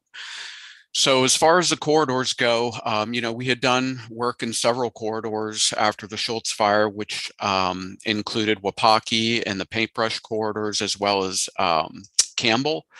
We're going to be adding 3 new corridors as a result of the pipeline fire, which these watersheds have been pretty significantly impacted by the pipeline fire. Of course, Peaceful Way, Copeland, which you saw the video with a lot of the debris and boulders coming down in Copeland. There's actually 2 channels that are going to be proposed throughout that corridor, 2 concrete channels. And then of course, Government Tank, which is a watershed that was impacted by the Schultz fire, but not as severely as the other watersheds, but as a result of the pipeline fire has had the most significant impacts in terms of increased runoff and sediment and debris from that watershed. Wapaki Trails is another one that was impacted very severely by the pipeline fire. The original improvements that were done after Schultz were designed for about 130 CFS, and based on the modeling that Corey had showed you, you know, that 2-inch rainfall event that's been modeled is now producing about 2,300 or 2,400 CFS through there. So far in excess of what those improvements can handle. And then of course, some of the other corridors we worked in, Brandis and Campbell, we're looking at doing some expansion and stabilization in those corridors as well. And the overall cost for that work, based on our conceptual plans, is between $50 and $55 million. Next slide, please.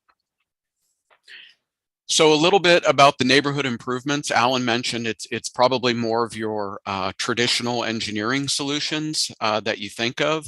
And at this point, you know, there's really nothing off the table. We're looking at concrete channels. They may be other types of channels, line channels, bridges, box culverts, the expansion of the existing sediment basins and detention basins located along Copeland, as well as the one in Hutchison Acres, as well as in the government corridor, some new basins to be added as part of the overall improvements there.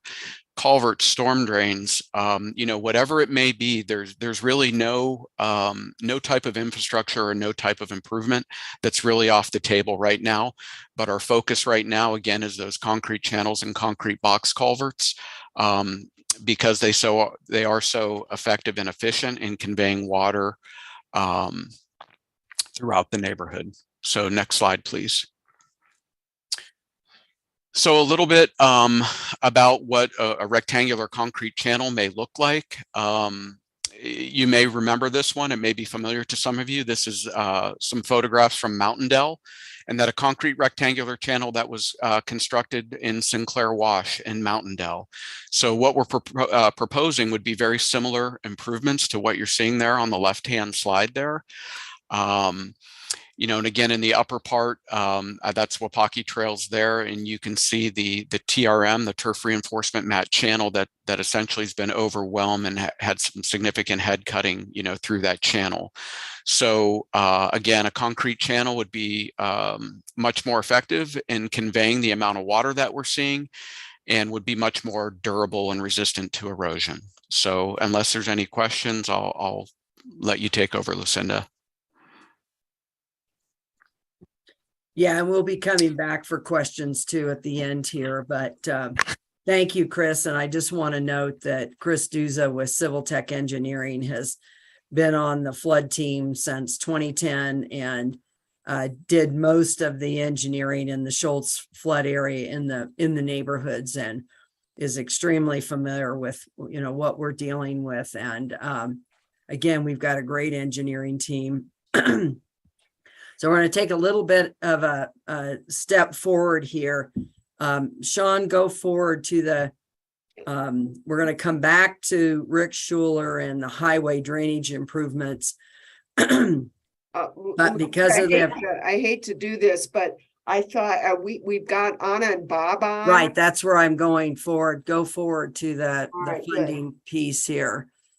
We So don't lose an opportunity to talk with them. yeah, go forward to that piece. There we go. Go back a couple slides there. There you go. So part of what we wanted to share today and have the opportunity for Anna and Bob Holmes, our representatives in Washington that work very closely with our congressional representatives. In particular, we've been working just diligently and regularly in communication with Congressman O'Halloran's office, as well as Senator Kelly and Senator Sinema's office. They've both all been very supportive of our efforts, and want to give them an opportunity to talk about what they've been helping to facilitate in communication with those offices back in DC. Our focus for funding options is for the on-forest measures that Alan just discussed. As the U.S. Forest Service, of course, that's their land, and restoring those watersheds is, we believe, of course, of value to them, to the public, and certainly to flood mitigation efforts and watershed restoration efforts. And we're looking at a specific source of funding called BAR. It's Burned Area Rehabilitation. And then also historically, we have used the Natural Resources Conservation Service for funding of projects through the neighborhoods. Actually, during Schultz, they funded both on and off forest. There was a program change in 2016. They no longer fund on forest, but they do fund on private property and within public easements. And then the third major funding focus is for federal highways. And we're looking there at Department of Transportation's Emergency Relief Program. as well as potentially a new grant program called Protect, although we're really focusing on emergency relief. And then, of course, at the state level, we believe there's an opportunity there as well. We're looking, of course, to the legislature to potentially help fund some of these projects as well. So with that, in terms of the funding strategy, I'll turn it over to Bob and Anna. So thank you for joining us this morning. Thank you, Lucinda, and thanks to you and the team for all of your diligent work on all of this. It's really quite impressive. It's devastating, the floods. When Anna and I visited on August 30th, we were prepared for the worst, and we saw really devastating effects of the post-wildfire flooding. With that in mind, I wanted to kind of update and echo what Lucinda said. On September 14th, Senators Kelly and Sinema sent a letter with Congressman O'Halloran to they call them the Big Four, the four appropriators, the chairman of the Senate and House and ranking members of the House and Senate Appropriations Committees, asking for funding for BAR funding, which is, as Lucinda alluded to, burned area rehabilitation, which would allow for funding on private land, as well as they're also going to supplement that, and that's not in the letter that we have. They're going to supplement that with potentially BEAR funding. Now, the difference between BAR funding and BEAR funding is BAR funding is off the forest, and it has you can use it for up to 3 years. BEAR funding is much more limited to on forest and a year to use post wildfire. So we're already at a couple months into that. So we're looking at those options. The Senate offices have talked to Chris French about that, and we'll look at that a little bit further. And the last component, as Lucinda said, is this emergency road. There's an emergency relief program and this emergency relief for federally owned programs, or ERFO. We're excited to have Vice Chair Vasquez in town next week. We'll be meeting with the Department of Transportation to bend their ear about that. The congressional delegation is going to supplement our efforts on this first letter to try to get additional money for highways 180 and 89. So with that, I think I just want to quickly update you on where we are in terms of appropriations. This year, as you know, we have an election coming up in a couple months, if you didn't know, if your airwaves aren't inundated, but they need to pass a continuing resolution to keep the government funding by the end of next week, September 30th. And with that in mind, they are likely going to push government funding either until December 6th is the day we're hearing, or Republicans have made a push to push it back to next year. So if they win control of either house, they can have some more leverage. But what this leads to is the fact that this emergency supplemental, which we are targeting, is going to be part of the omnibus appropriations bill, which funds the whole government for the entire year.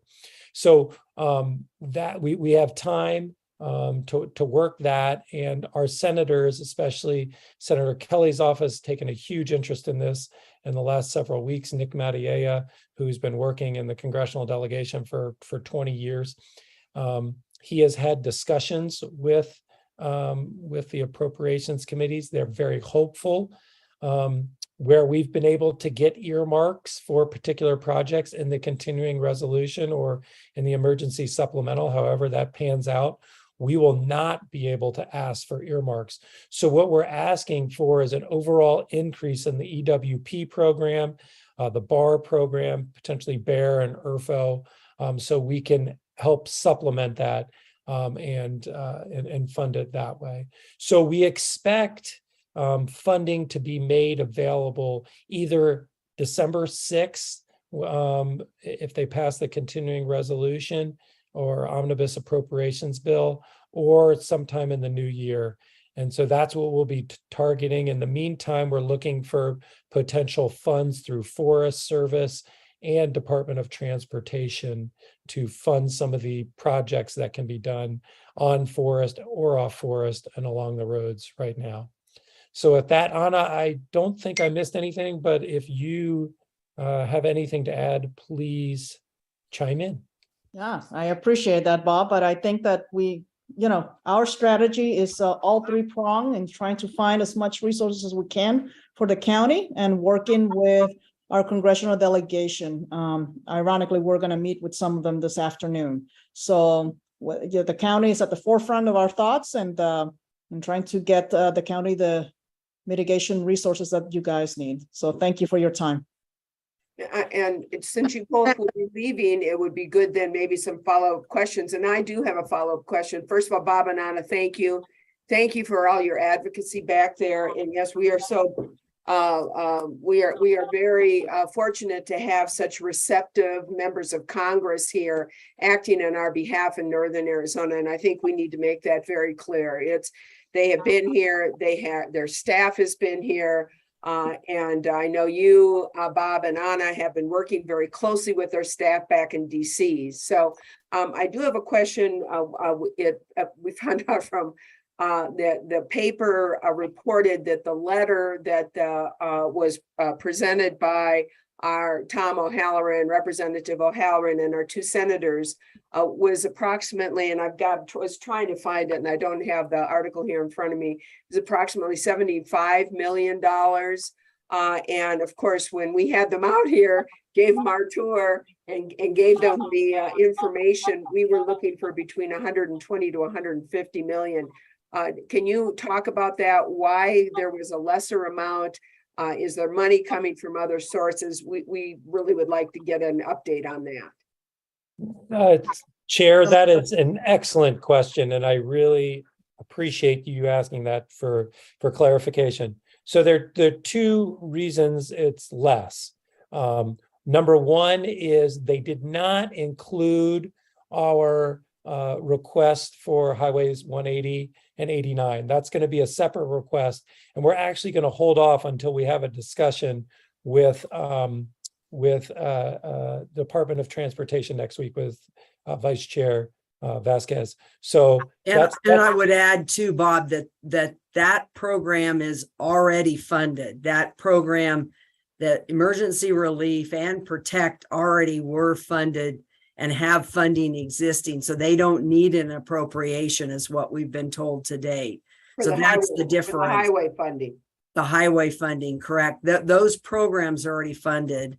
Unfortunately, the other programs, the funding that was provided through IIJA or other approps has been exhausted. So that's why. Well, and I'd like to, just, if we can, just real quick, because we're going to miss them, Lucinda. We'll be asking you lots of questions. So what else, Bob, were you saying? So, well, I was going to just say, and the other reason is the discrepancy is that we've already gotten $6 million. So that's kind of the discrepancy there. And so we're going to ask for that. Also, there's potential to get bear funding as well. So it might be, it's going to all add up to that eventually, but that's why the request was only that. Okay, and I don't know how much the request for 89 and 180 will be. So, about 50 million. About 50 million. Okay. Yeah. All right. So this is good. We're getting closer to what we thought was our ask. So that's what we really need to know. And I know Lucinda is probably going to go into other options we're going to have here in just a minute. So, and any other questions, members of the board? Yes, I have a question. Bob, thanks, Bob and Anna. This is Lena. These fundings we're talking about, are those matching funds that we have to have on hand? Or is that funding that we don't have to have matching funds?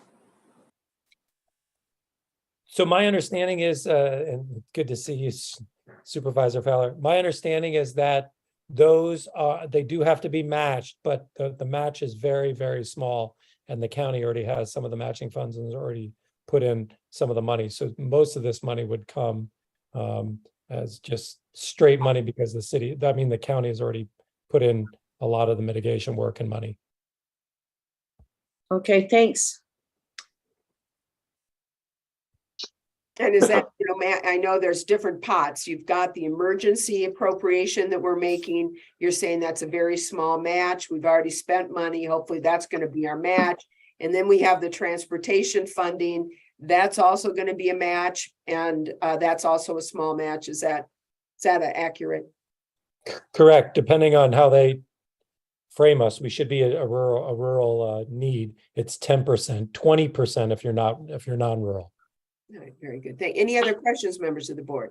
So Lucinda, this is Lena again. I assume that we're gonna get an outline of all these fundings and the matching and everything else like we've been getting.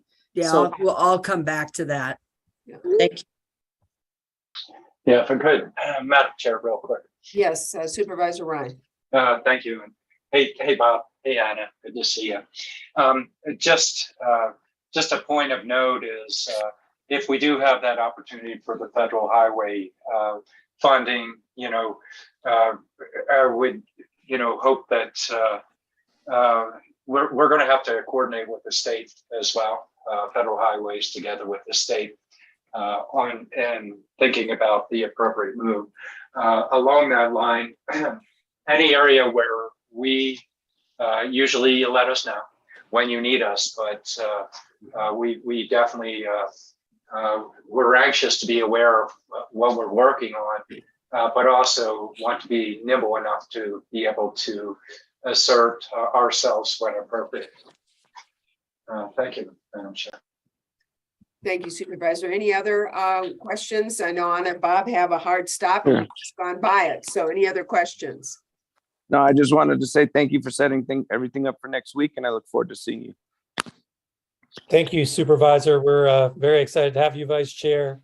I think it's, it's very timely. So you're going to have 2 meetings with Congressman O'Halloran, because I know you're going to see him with HO, and then we'll see him again just to discuss these issues specifically. And, again, I think as Chair Horseman said, our delegation has been incredibly supportive of our efforts and will continue to be.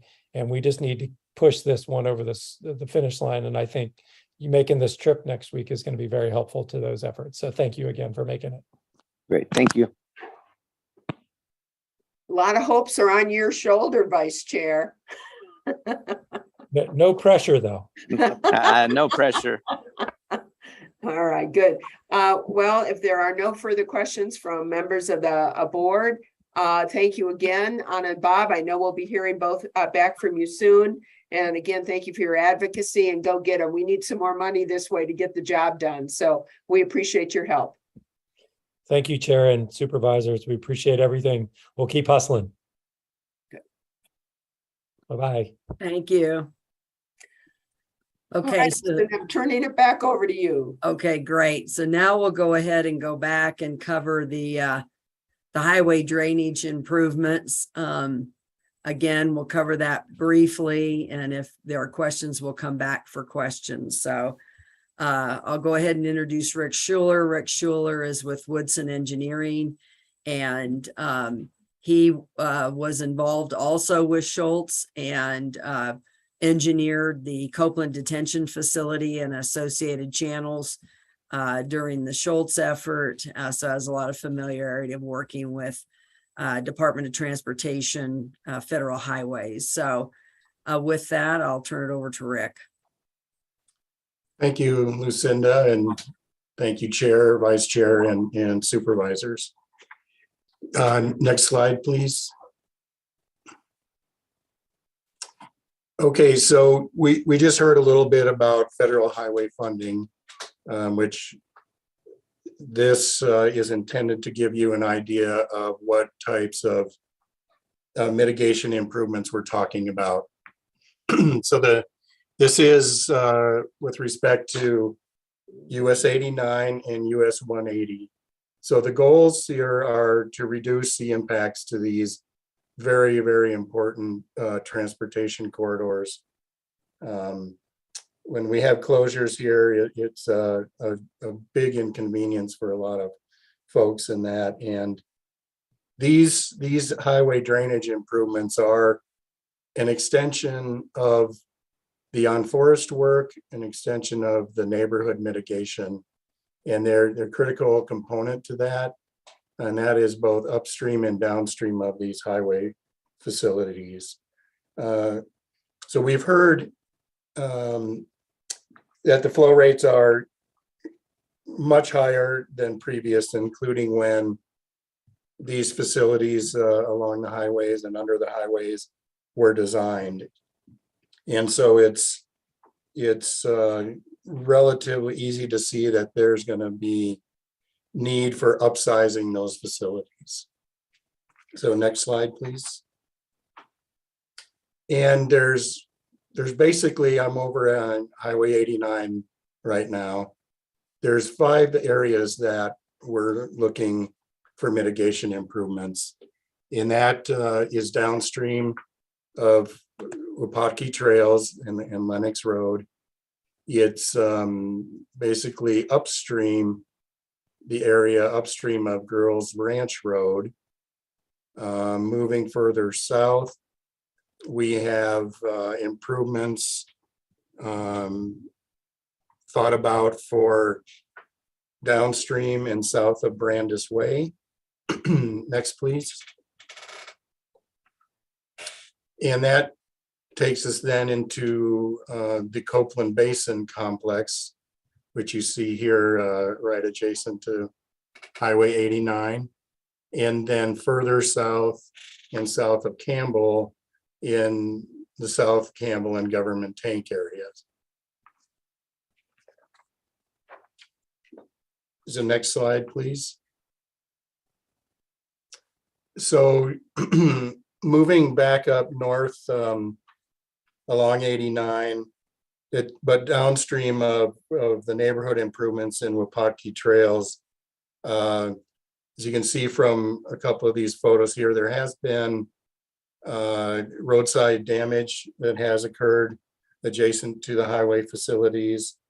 And the approach is to upsize the box culvert, which is at Lennox Road now, and putting in additional box culverts across the highway, doing some concrete channel work downstream of that box culvert, and there's an energy dissipator there as well that some of you may have seen, and rebuilding channels as well. Specifically at the Lennox crossing, we'd be looking at like adding a 3-barrel 8x8 box culvert arrangement, which would supplement the existing 8-foot by 5-foot box culvert that's there now. Excuse me. And then on the east side of the highway, there's significant head cuts and erosion that has occurred this summer downstream from that box culvert crossing and energy dissipator. So we're looking at adding large shotcrete channels on the east side of the highway to mitigate those problems. Next slide, please. Then moving south again, and this is on the east side of the highway, downstream to Western Star and Girls Ranch Road. And there has been overtopping of the highway here this summer, overtopping of the box culverts that you see here, and the roadside channels as well. And that has resulted in some roadside damage that's occurred in this area. But our thinking and approach there is to widen shotcrete channels, and when we reach a limit on that, we would be looking at installing rectangular concrete channels, very similar to what Chris showed in the neighborhood slides. This photo on the right, which shows some damage that occurred when flows over top the box culverts and got underneath the pavement and started raveling and stripping that up. We'd be looking at replacing these with bridges to address these flow pinch points that occur at the box culvert locations. Okay, next please. This slide is just downstream of Brandis and downstream from those neighborhood improvements. And this is another area where overtopping of the highway has occurred, and you can see some damage to the channel there. And also there was some undermining of the highway in this area. So this connects down to some improvements that were done as part of the Schultz mitigations in the Copeland Basin complex, where there was a shotcrete channel the whole way. Well, the southern part of that is concrete rectangular channel now. So we would be looking at replacing this shotcrete channel you see here with a rectangular concrete channel, and then potentially actually widening that that Schultz channel due to these much higher flows, and widening that rectangular channel down there as well. So next, please. And this is a photo at the Copeland Basin detention basins. There are 5 basins that were constructed for Schultz mitigation. 2 of them are large detention basins, and 3 of them are sediment traps. And they've been very effective in capturing sediment this summer during these events. But there's a lot of neighborhood improvements that do come down, proposed improvements do come down to this Copeland Basin complex. And to prevent overtopping and any highway damage, we're proposing to expand those 2 detention basins, to expand those 3 sediment traps, basically as large as possible. And that this 80-acre site to maximize what can be done there.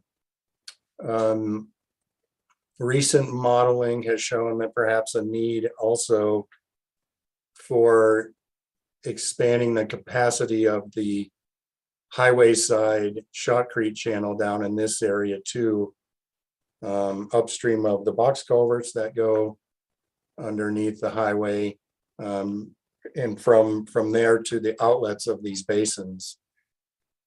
That way, the intent and the hope is to protect the highway and not have to touch the existing box culvert under 89, adding this extra storage at the Copeland complex. So we would be looking at almost doubling the capacity of this series of basins. Next slide, please.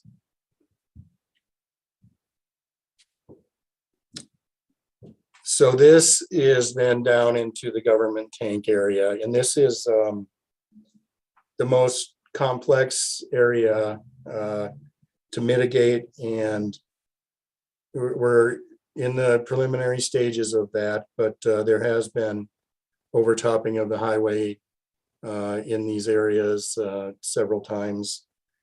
And the approach will be to, on the west side of the highway, get some detention basins in a few places where there are none, and also to increase the size of those that are located at Campbell and just south of there. And that will provide storage to protect the highway. There would be some channel work along the highway to convey flows to those basins, and those would be rectangular concrete type channels. And there would be a need in a few places to upsize the box culverts under 89. And then downstream, there's potential for additional detention facilities, which would help to mitigate and alleviate impacts into Donny Park. Next slide. Now switching over to Highway 180 and predominantly at the Schultz Creek crossing. This is an area where the city staff and consultants are working to come up with concepts to protect the highway and alleviate overtopping, and also help mitigate neighborhood impacts, which are shown kind of underneath that upper red square through the neighborhood there. So the thought would be at that Schultz Creek crossing, which is a strange one right now, it starts out as an 8x4 box culvert and then next down ultimately to a 36-inch storm drain pipe. To supplement that with a 2-barrel 8x5 concrete box culvert, which would cross the highway upstream of the neighborhood there and convey the flow right to the Rio de Flag. And that's the strategy that's being thought of at the Schultz Creek crossing. And then the next slide indicates, next slide, please, indicates our conceptual level cost estimating for all these improvements, beginning on the north end with Wapatki, going through Girls Ranch Road area and downstream of Brandis, the sedimentation basins on the Copeland complex and the detention basins, and then work in Government Tank, as I mentioned, new detention facilities and expanded facilities, and then the double barrel crossing of Highway 180 at Schultz Creek is indicated as well. And that's it. Thank you.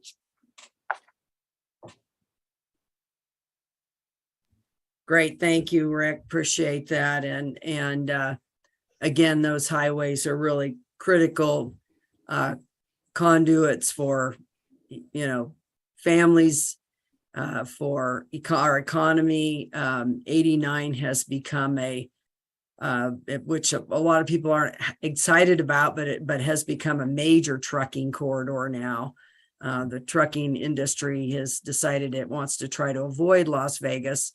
And we're seeing a tremendous increase in trucking traffic and just economic corridor there. Certainly, we all are aware of that for tourism and other activity. So, an important connectivity to our tribal nations. So just want to review the summary of costs here. And Lucinda, before you move forward, this is Lena.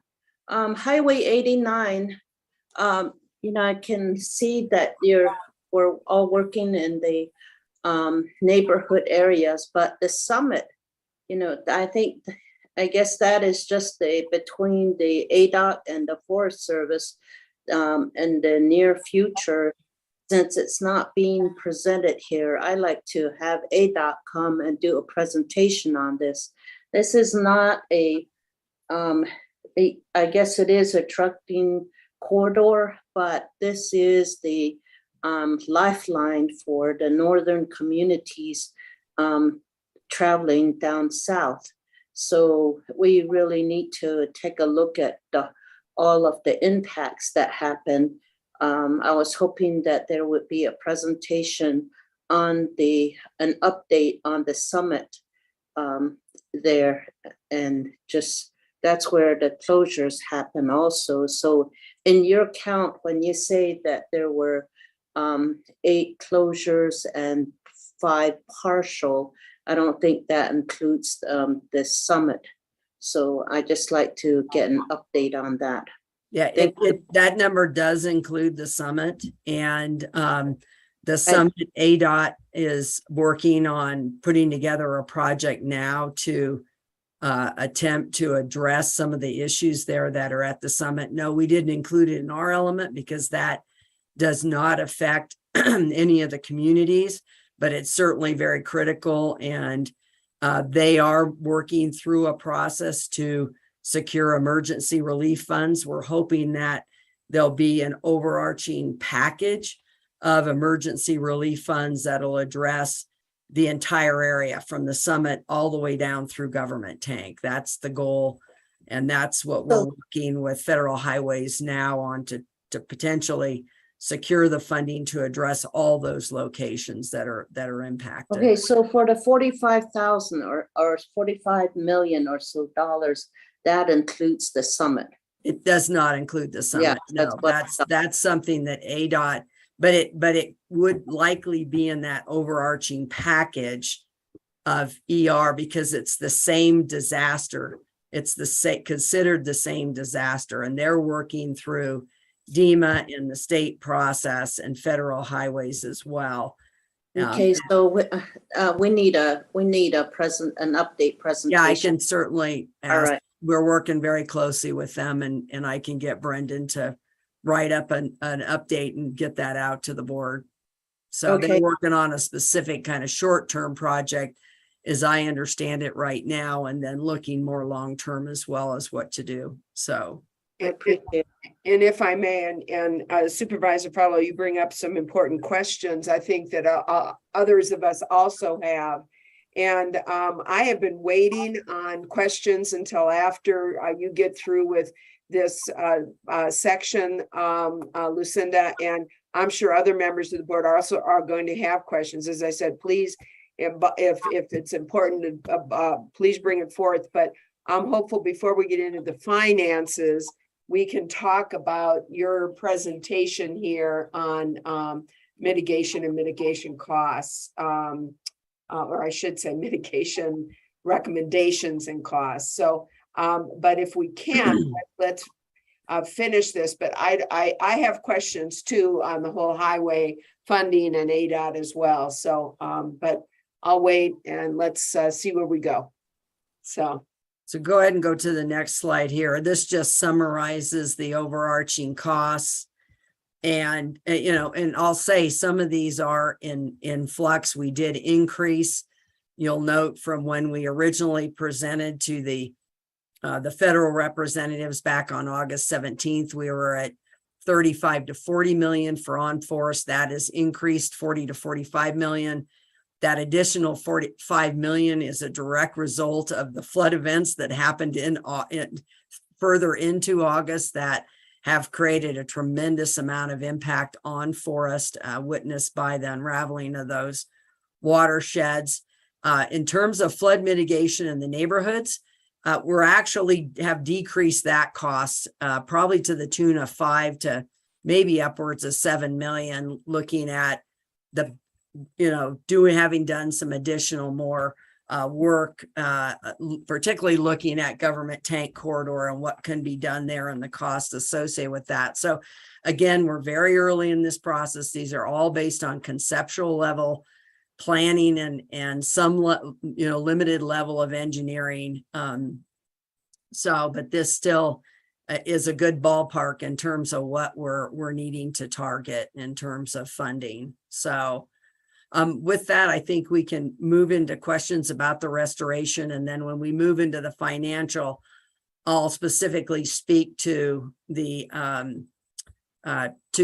applications that we made and intend to make to NRCS as part of that funding discussion. So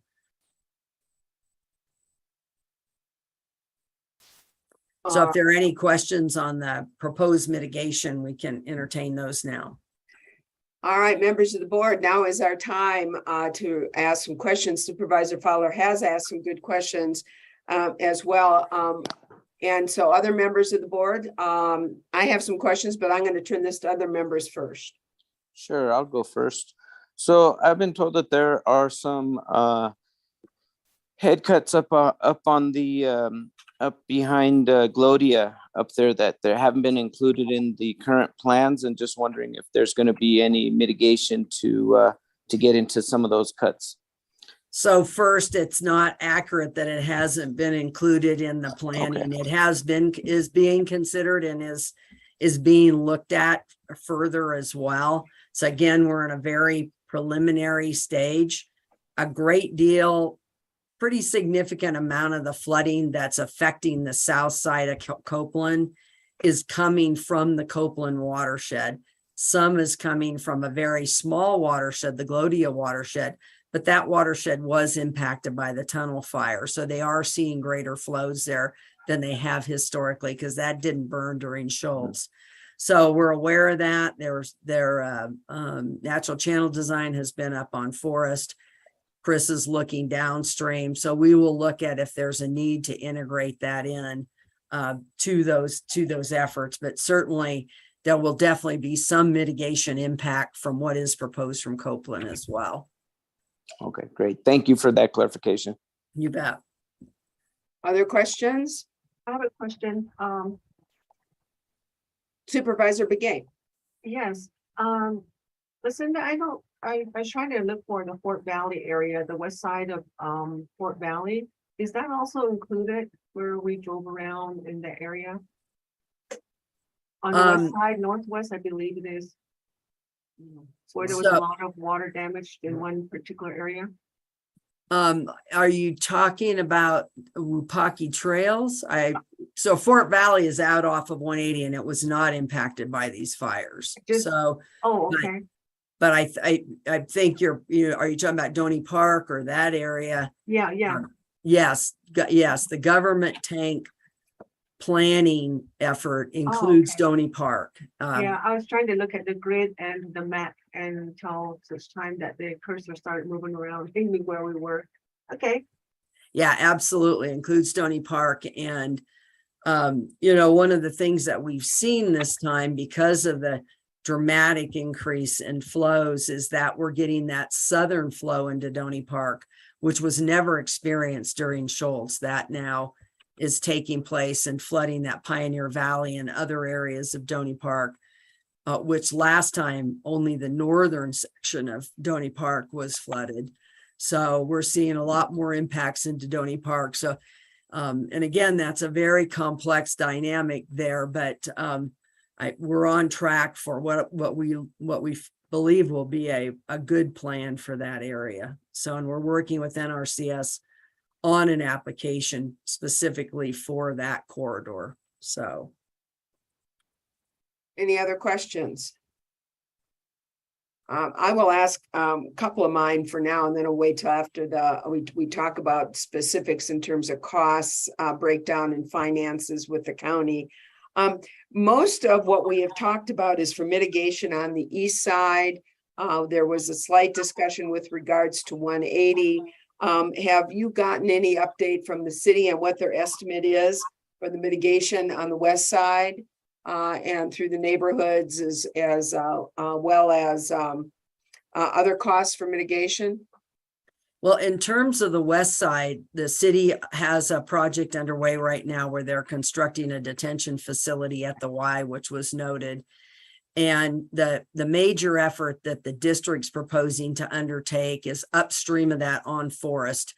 And frankly, if that work doesn't get done, that detention facility will have very limited efficiency, meaning they'll have to spend a lot of time maintaining it. So that's definitely a critical component and the component that the district has been focused on, and that's been an understanding with the city.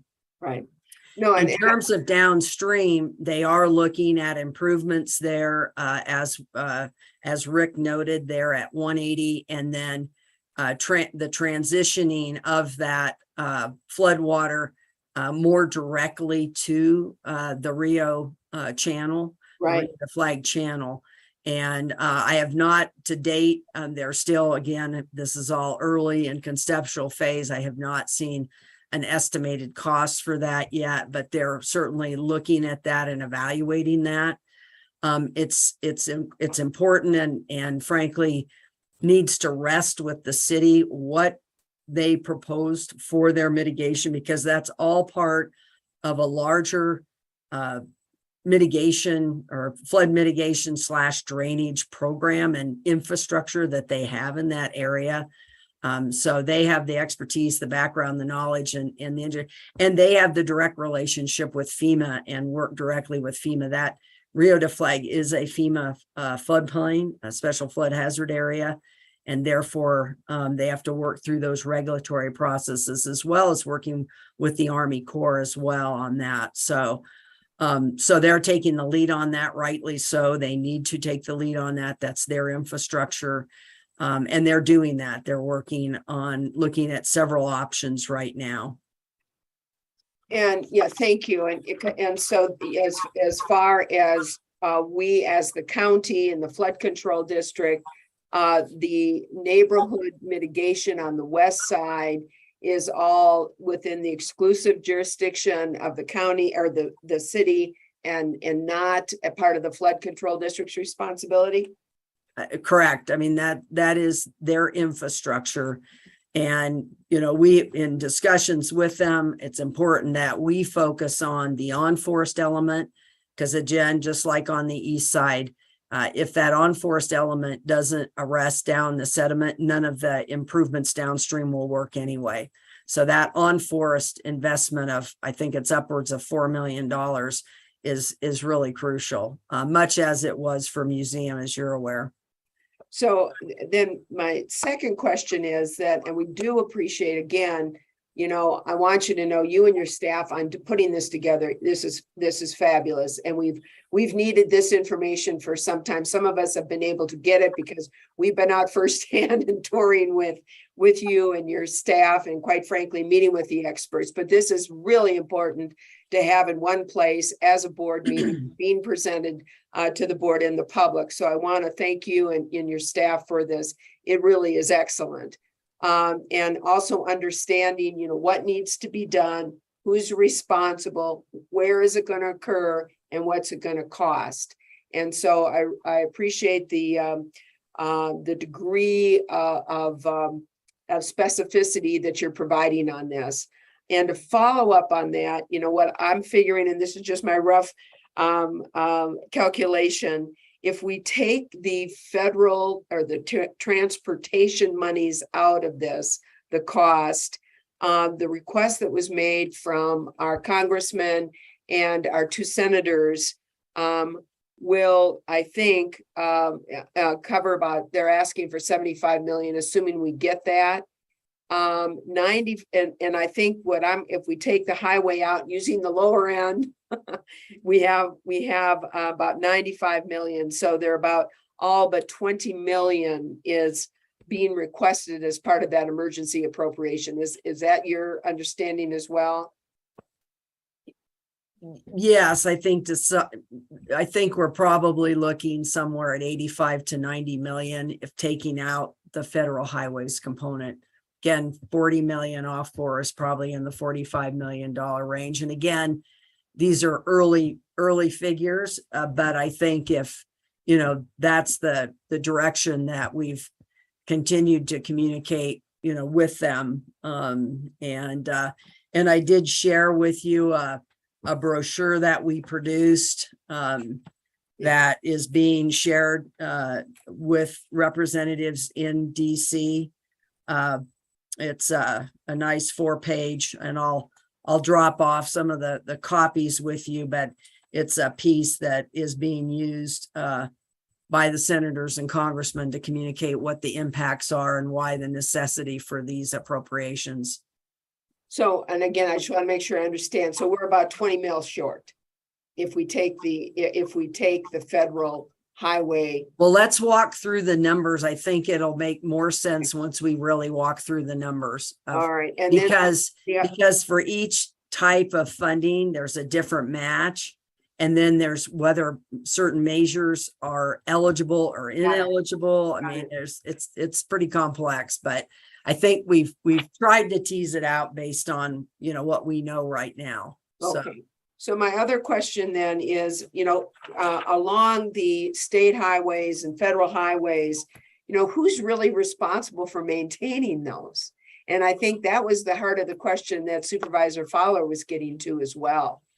And, I see a tie-in that we need, especially when we're talking about neighborhood mitigation, because it's going to affect our neighborhood mitigation and how we're able to do our neighborhood mitigation.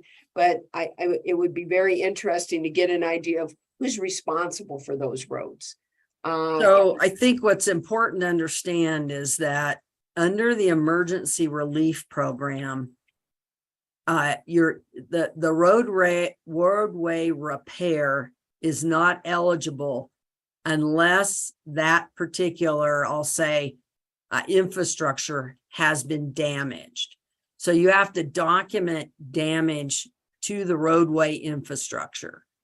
And so to secure emergency relief funding, you have to demonstrate that there's been damage. And so that's part of what's been going on in that communication with federal highways, documenting that there's actually been damage. Not that it's undersized, and that this is important distinction, because the way they look at it is they won't invest those ER funds unless there's actually been damage. Now, if it's been damaged and they're going to design a new feature, right? If something's been damaged and they're going to design a new channel or box culvert or detention facility, they can then design to a higher standard, or I won't say the higher standard, but to a greater standard to accommodate more water flow.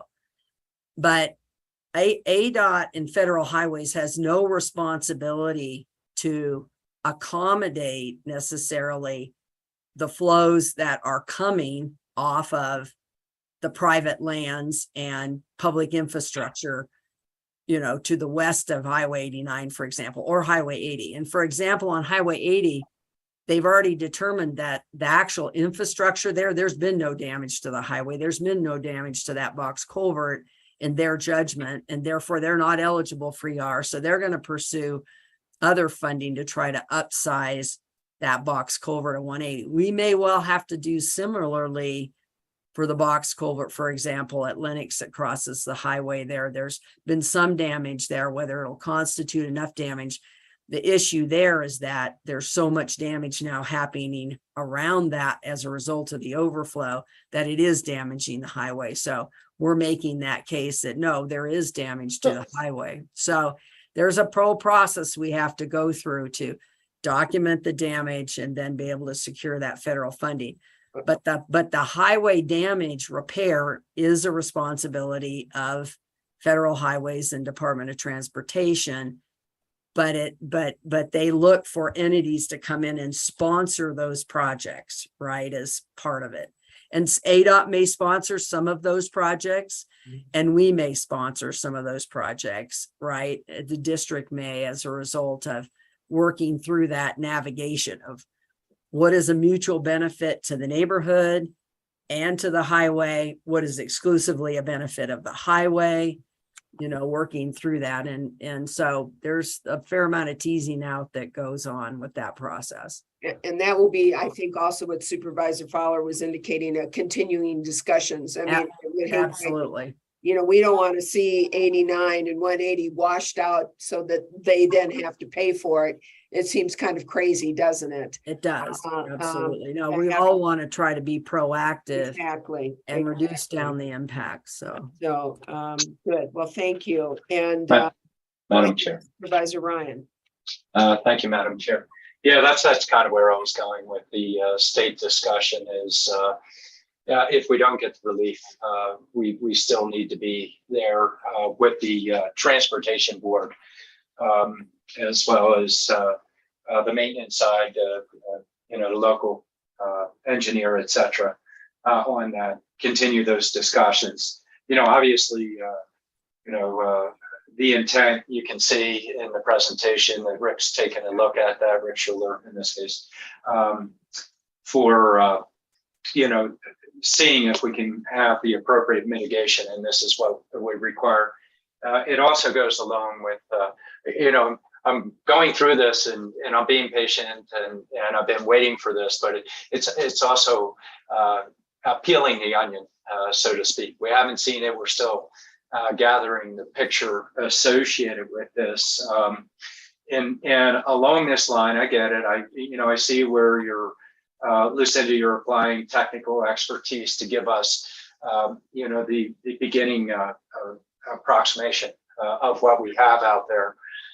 The other piece of it, though, because we haven't heard about it, but there are corridor discussions going on, is, and it's a real big piece.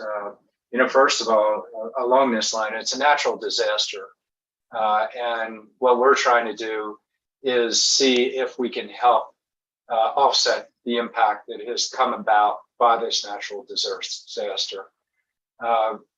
Reality is managing expectations, and people are anxious. They want things fixed. You can't just put a grader out there and fix it to fix the flow, because you have downstream impact. And that's why we're looking at the technical side associated with this. The other side of it is all these money's blown out in terms of the feds can bring money here and the feds can bring money there. We'll be lucky if we get a large portion of this. Hopefully we can, and our strategy is to optimize and get as much as possible.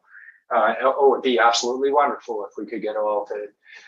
But the other piece of it is, and Lucinda, you were stating it earlier, is that the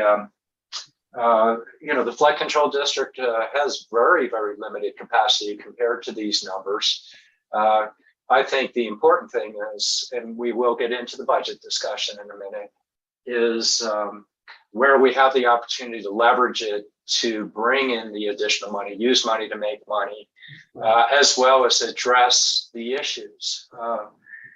Piece that is in the back of my mind, is just putting it in there of, I'm going to continue to try and chase after. Yeah, we have hard decisions, but we're going to need recommendations associated with it.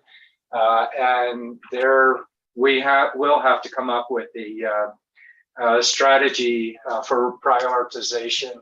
It might be we're getting X amount of money through a particular system that affects the highway, that affects this particular corridor.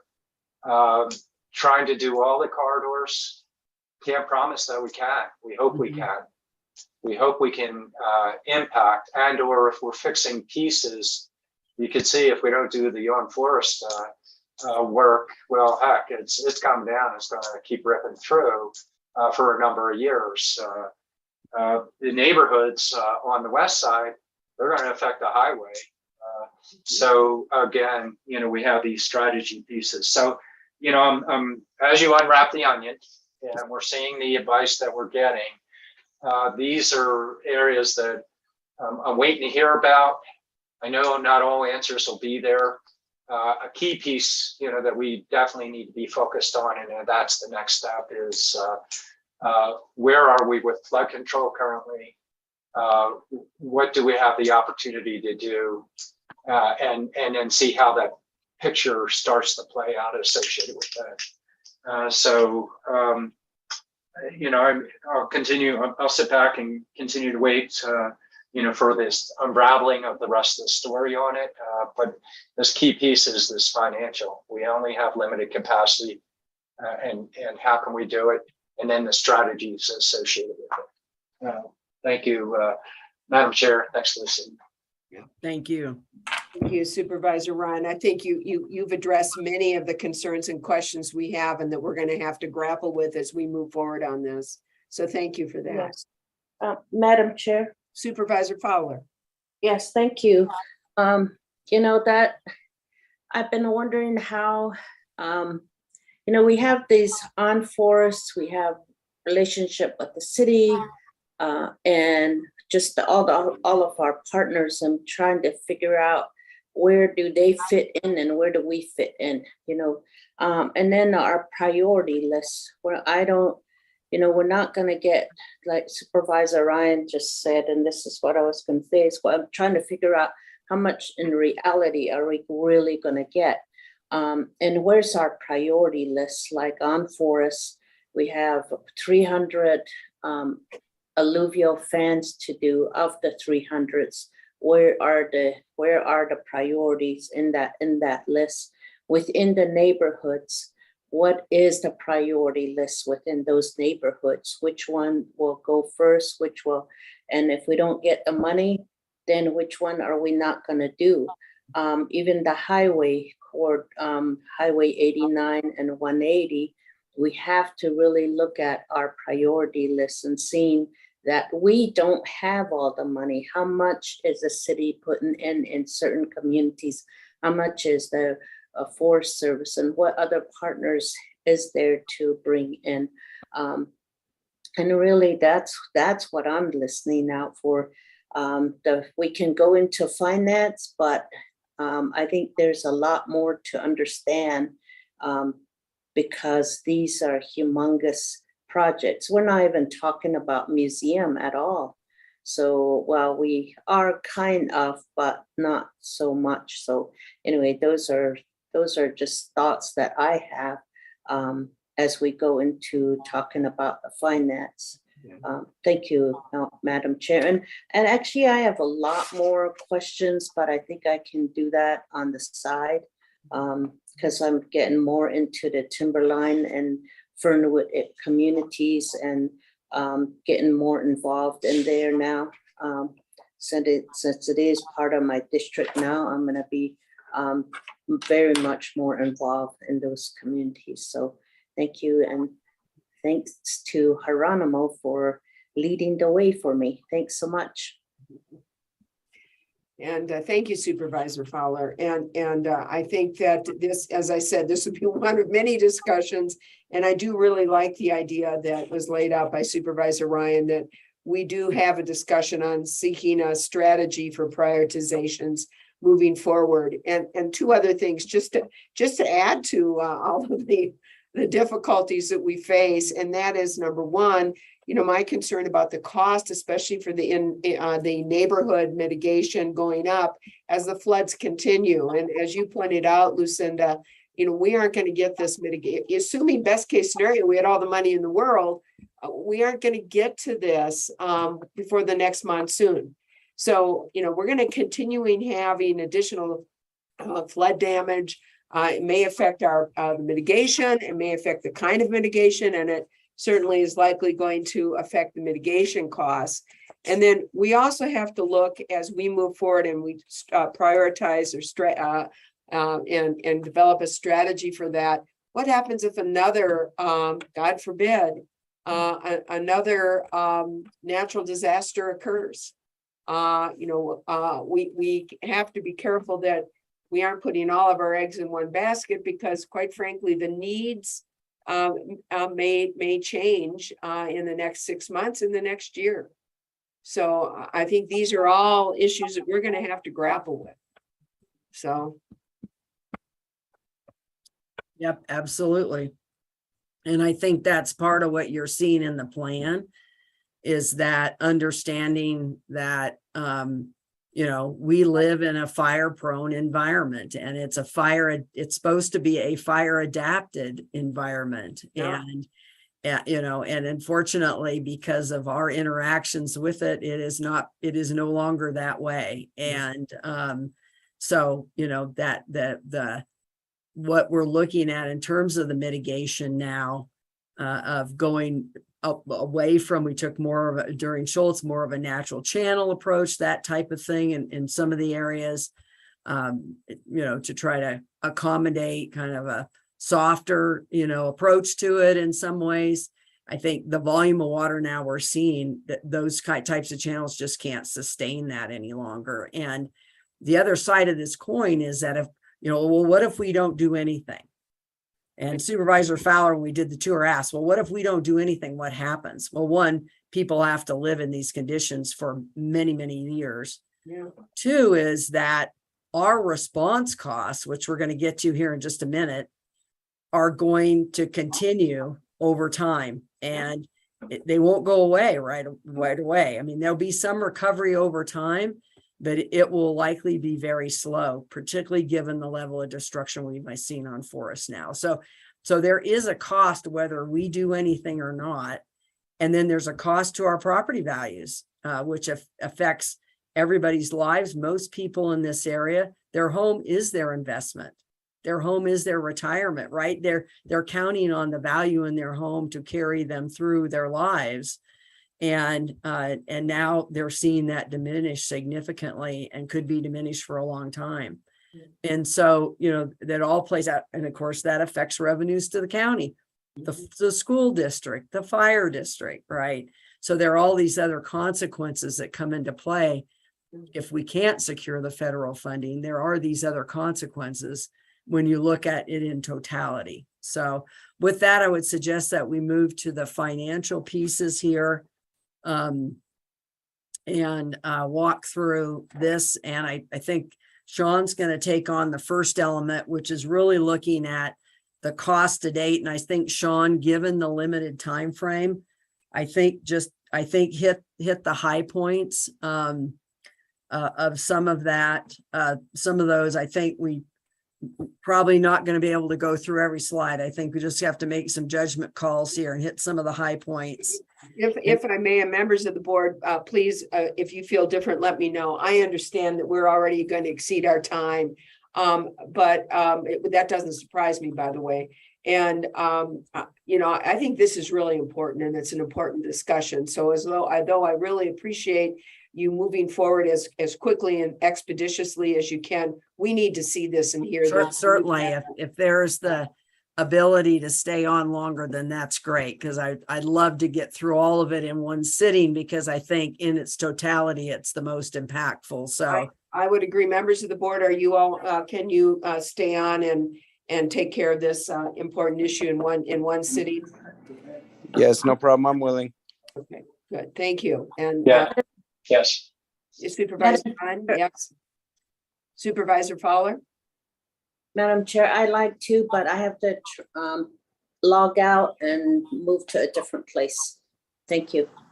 Thank you, Supervisor Fowler. Supervisor Begay, are you able to stay on?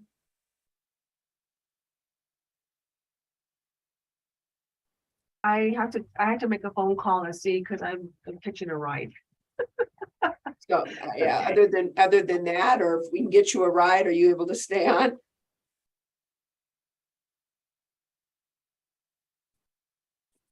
Supervisor Begay? Let me make a call. Okay, that sounds great. Madam Chair? Yes, County Manager, I guess I should ask you, can we start? Okay. No, I can, but we do have a 12:30 appointment that we're going to have to reschedule. That's on both of our calendars. And I know, So we should let your staff know to do that one. and I've already done that. Okay, then we're good. And I've already done my 12:30 change, so. Okay, because I was included in that, so I'll just follow your lead on that. Thank you. I think it's been done. I'll find out here in just a minute. No. okay, so I'm going to turn it over to Sean. Now we're turning to the financial element, and the first element of the financial discussion is focused on kind of expenditures to date relative to response and short-term mitigation. And Sean's going to walk through these numbers. I want to emphasize that these are costs, and I would say not even really to date, because it reflects whatever invoices we've received to date. So for example, we are now receiving invoices for August, right? So if you think about the flood season started the middle of June this year, and our efforts started actually prior to that, pre-flooding efforts, that, we still have probably another month to month and a half of effort, of invoices that are going to still come in. So I just want to preface that as he walks through these numbers, and appreciate the diligence that Sean and Jeremy are putting into this effort. So go ahead, Jeremy, or go ahead, Sean, and hit the high points. And then, if there's questions, we can go back later too. Yeah, great. Thank you, Lucinda. Yeah, good morning, Madam Chair, members of the board. My name is Sean Puyama. I serve as the business manager for the Flood Control District. And like Lucinda said, I'm going to just kind of give a brief overview of where the district stands with regards to cost to dates related to the Schultz pipeline event. We're also going to take a quick look at the district's plans regarding reimbursement opportunities through NRCS, DEMA, and DFFM. But to start, one of the things I wanted to take a quick look at was what was happening prior to the impacts we saw in the Schultz pipeline. Wanting to go back to the work we were doing up in the museum flood area. And you can see that in FY22, the district expanded close to 5 million, 4.9 million on projects up in the museum flood area. Now, these are projects that we did were invoiced for and did expend funds for. This does not include some future projects that will be rolled into FY23. That includes the East Tributary work that's being done, as well as the Parkway Basins, which is scheduled to begin, I believe, in the spring. But it gives you kind of an idea of where the district was sitting with regards to expenditures related to the museum flood area. And then on the bottom section of this slide, it gives a list of what we have actually submitted for reimbursement.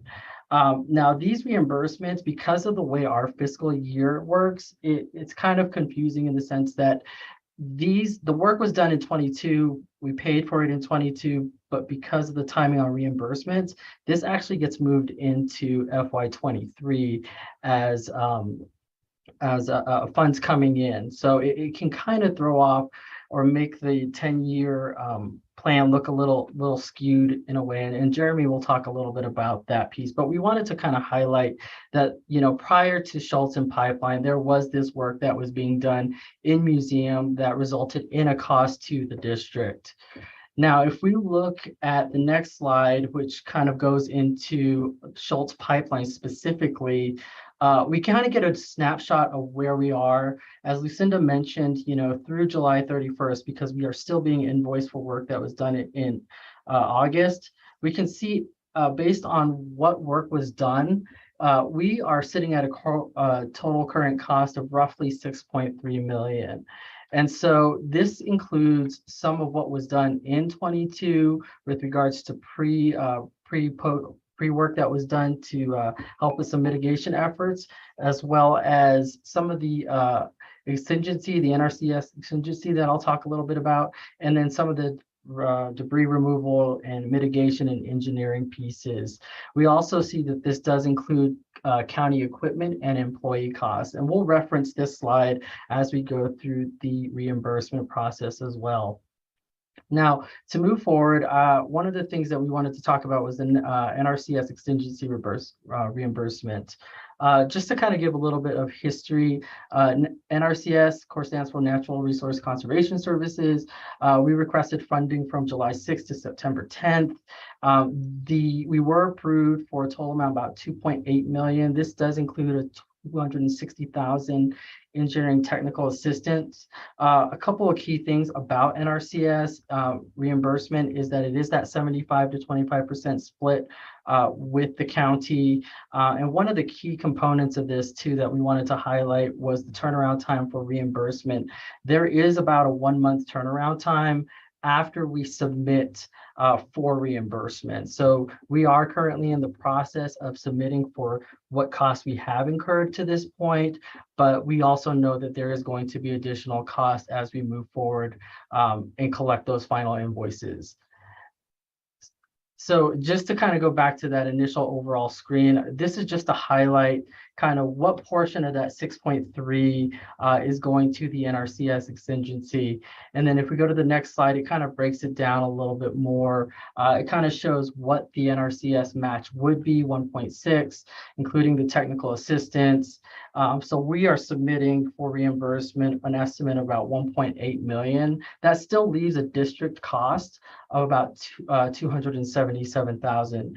Again, it's important to remember that this is up to probably July 31st. We are still receiving invoices for August, so those costs are not included.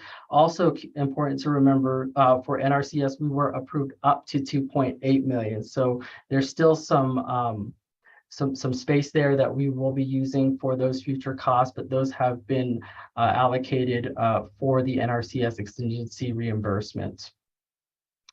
So after that, one of the other ways of reimbursement is through DFFM, Department of Forestry and Fire Management. This cost or this reimbursement opportunity really focuses on the off-forest debris removal as well as the county equipment cost. Now, going back to what I mentioned about NRCS, the nice thing about DFFM is that 100% of the eligible expenses are reimbursable. So this is a source of reimbursement that we are looking at very, very closely to see what would qualify under this reimbursement program. And also, like NRCS, the turnaround for reimbursement is fairly quick. It's, again, 1 month from the date of submission. So as of right now, we have an estimated total of about 1.1 million that we could submit to DFFM for reimbursement. Going to the next slide, it kind of gives you a breakdown of where that 1.1 million comes from in these different buckets. There's the short-term on-forest debris removal, as well as the mitigation and engineering that was kind of tied into that. And this is where we would also include our equipment fees and costs. So this is something that is eligible under DFFM, and this will be something that we include in that submission. Now, DEMA reimbursement's a little bit different. Really, the biggest difference with DEMA is the timeline. It's a lot longer of a timeline, 18 months from when we submit. Now, I know we've already done some submissions to DEMA through emergency management. But again, it's that 75-25% split. That's something that we share. And the other difference is we are looking to see if we can get some of the on-forest debris removal to be included with this DEMA reimbursement, due to the fact that if we have an SUP in place and we are responsible for maintaining the infrastructure, that may be included. And I know that's something that we are looking at to include into this reimbursement bucket as well. Now, this also breaks down kind of where we got our totals. Again, on forest debris removal, mitigation and engineering tied to that. This is also where we would include employee wages. So for those team members who were involved in the process of everything going on with Schultz Pipeline, this is where their time would be charged to as well. So this kind of gives just a brief overview of all of that information. Again, this total to date as of July 31st, based on invoices and work that we have actually encumbered, costs we have encumbered, is about 6.3 million. That being said, we will probably reach 7 or exceed 7 million as we do the final pieces of work and collect on those final invoices for this event. But also shown is just kind of the breakdown of what we were planning or what we are planning on submitting for reimbursement. So when you look at those two amounts, the 6.3 and then the total of 5.1 that we are submitting for reimbursement, that still leaves a total district cost of 1.2 million. That cost is what the district will incur as a result of what has gone on with Schultz Pipeline. Another key thing to remember is there was that $5 million transfer from the general fund earlier this season, and that was to help cover the costs and keep kind of the work going as we went through this process, because this is all reimbursement. And so this is not funds that we had access to spend. So we really needed to tap into the general fund to kind of help pay for those costs that we incurred throughout the season. Right. Thank you, Sean. And again, those are costs to date and costs solely for response and short-term mitigation. So barriers, sandbags, that type of activity. Working with the neighborhoods, working with individual property owners on short-term mitigation. That doesn't include any of the long-term mitigation efforts that are underway already as well. Lucinda? Yes. Lena, so in reality, we're eligible for 75%, but in reality, from our historical data, how much do we actually get reimbursed? On the short-term exigency, I think that we will get pretty close to 75%. Now, what we did is we went through and looked at all the short-term mitigation plans that the engineers had done, and we estimated what that cost was going to be. So the NRCS piece of it only includes that part that was dedicated to sandbag production, transport, as well as the barrier placement and purchase, that all those costs. Then we're seeking reimbursement. Then when you look for more of the, what we call typical response costs, clearing the roads of debris and sediment, clearing out the detention facilities, clearing out the on-forest measures and making sure they're ready to work for the next flood event. Those are really big costs. And the two sources we have, those don't fall under NRCS exigency. They aren't eligible, but they are eligible under DEMA and DFFM. So we're pursuing those for those costs. So, it's a multiple landscape. DEMA is 75%, but then you got cash flow because it takes, he said 18 months. That's aggressive. We're still waiting to get money back on what we mitigated in 19 for a museum, for example. So it's a long process through DEMA. Fortunately, DFFM and NRCS pay very quickly, but we do have to prove that we paid those contractors. So if we paid a contractor for activity or an engineer for specific work, we have to demonstrate that we actually paid them, right, too. It isn't just we did the work. We have to have the invoice and show that we actually paid them, and then we can submit for reimbursement. Fortunately, they reimburse very quickly. So I think on the short term, I think the dollars are going to be in those ballparks, but again, it's only to date. There'll be more, we'll update this probably in another month to month and a half when we're sure we have all the invoices in for response and short-term mitigation. And I think with the exigency, we will cover a pretty significant component of those costs, probably not all of it, but a pretty significant component. So, we'll get 75% reimbursed, but I think a good chunk of those costs will get covered. So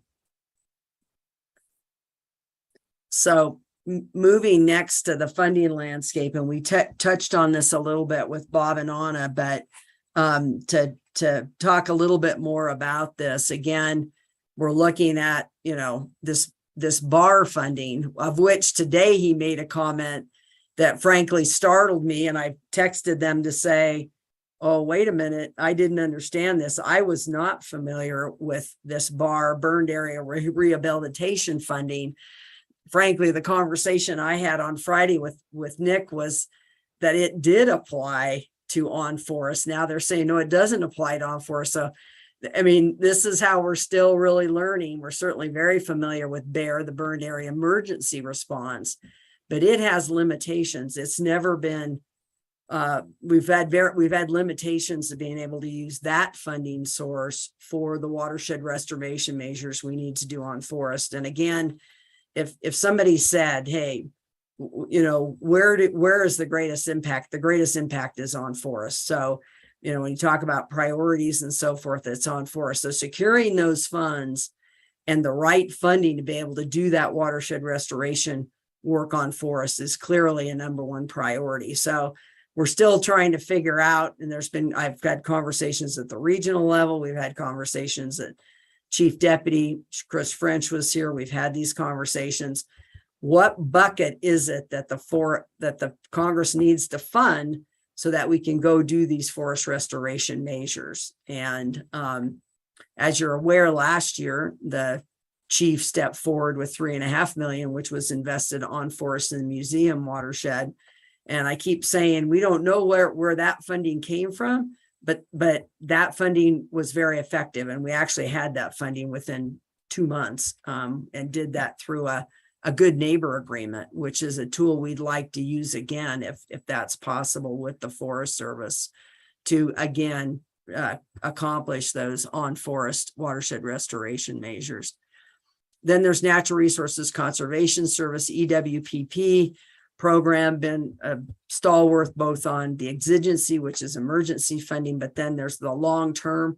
What long-term means is you have to be able to effectuate those projects technically within 220 days. you have 60 days on the short term, and then you have 220 days on the long term. They typically will provide extensions. They just did on museum. We had to extend that because there was some additional activity and work that needed to take place for some of those measures, the Parkway sediment basin measure, for example. And so they'll typically provide an extension as long as you're continuing to work toward accomplishing those projects. That is, they say that's a 75-25 match. But what we've learned since we put in an initial application for the first 5 watersheds, we've learned that certain measures now that were eligible historically are now not eligible. And 2 of those that are very important and big cost elements of the off-forest measures, the neighborhood flood mitigation, is safety railing on those channels. If you looked at that photograph that Chris showed of the channel going through Mountain Dell, you could see there were safety railings along the side as a safety measure to prevent people from falling in and so forth. That's no longer eligible. That's not an eligible cost. It's a significant cost. So we're looking at, obviously we're going to put in some type of safety measure there, and to prevent falls. And so we're looking at what are our options. Are there other options, lower cost options? The other thing is fencing. They won't pay for fencing any longer, which is really kind of surprising because this is an agricultural based program, but they will no longer pay for fencing. So again, we're looking at how do we address those changes in that program. And that may well be some things that we work again with our congressional delegation to take on changing, from a policy perspective, to go back and include these safety measures into these projects. And I don't know why they were excluded, but they're excluded now. They weren't before. So we've learned that, which frankly now, for example, in those first 5 watersheds, it's reducing down the contribution from NRCS from 75% to 62% of the total cost of the project. So still 62% of the funding we didn't have. So that's positive, but it's less than the 75% that we've been historically able to count on. So, and then federal highways, as I indicated before, there's kind of 2 funding sources we're focused on there: emergency relief, and then a new program that came out via the IIJA, the Infrastructure Act, which is called Protect.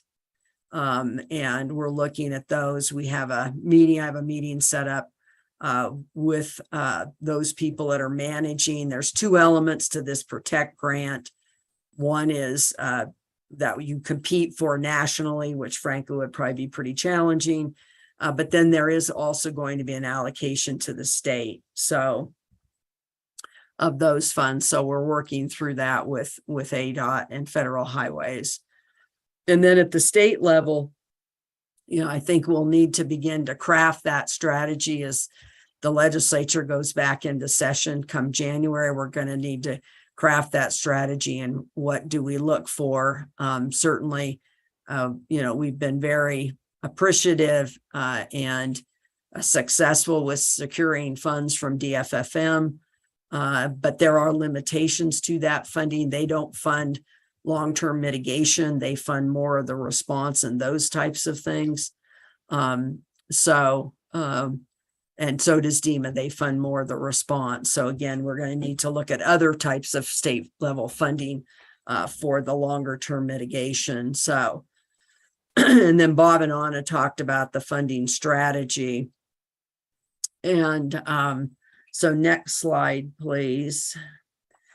So now what I included in your packets, there are 3 plans that I've created, again, working with the engineers that are in, and they should be under tab 2 in your binders.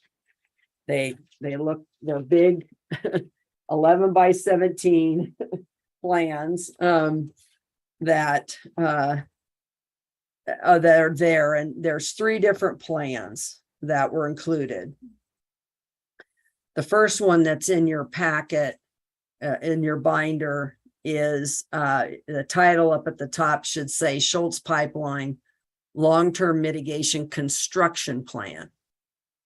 And what this does is this organizes the projects that Alan and Chris and Rick just walked through by those three categories. So the first on the first page of that plan, all those projects that are in green, the titles are in green. Those are all on forest projects. So those are all on forest. The next page kind of completes that on forest. And again, if you look at the cost there, that's at little over 40 million. Then the next page, the next section there is neighborhood flood mitigation. And again, that was what Chris referred to, Chris Duza discussed. I'm sorry, if there's nothing green on the pullouts for 2. So I'm kind of a little bit lost. I don't know if you can. Oh, okay, so they did not get printed in color? Well, I've got it in red and I've got it in. Okay. Oh, you know what? There's a titles. Even though I am not colorblind, it is so difficult to see the difference between that green and that black, but it does look like it exists. Just need brighter light that I got going in. Yeah, sorry. Yeah, no, it's and then Madam Chair, can I help you there? Yeah, I was going to ask you for help on that. Yeah. And I can tell you, I just put on a light and it's really, really hard. So, but anyway, I see it now, Lucinda. Sorry. So basically, that's the first page. And there's two projects at the top of the second page. And then it says total on forest projects. And you can see the 40 million. Yeah. Then you go to the next section there. The next section is neighborhood flood mitigation. Those projects are in red. That's probably harder for Supervisor Ryan to see. And those go down through the remainder of that page and then go to the top of the second page. And then there's a total there of 54 million there. So, and then the next set on the third page there, the remainder of that third page is highway drainage repairs. And it's got the highway projects that have been identified.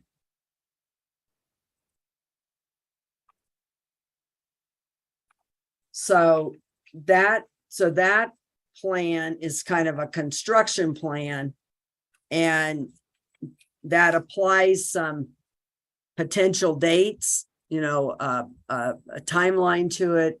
It identifies what the costs are, and those were aggregated by those three types of projects. Then moving to the next plan at the top, it should say Schultz Pipeline Long-Term Flood Mitigation Construction Timeline. Now, this gets a little bit more interesting because part of what we've been trying to look at is there a way that we could get some initial early funding and do some component of the work this fall, winter construction season. So frankly, we don't lose a construction season. And again, now with these timelines, this is all dependent on funding and, when would funding potentially arrive?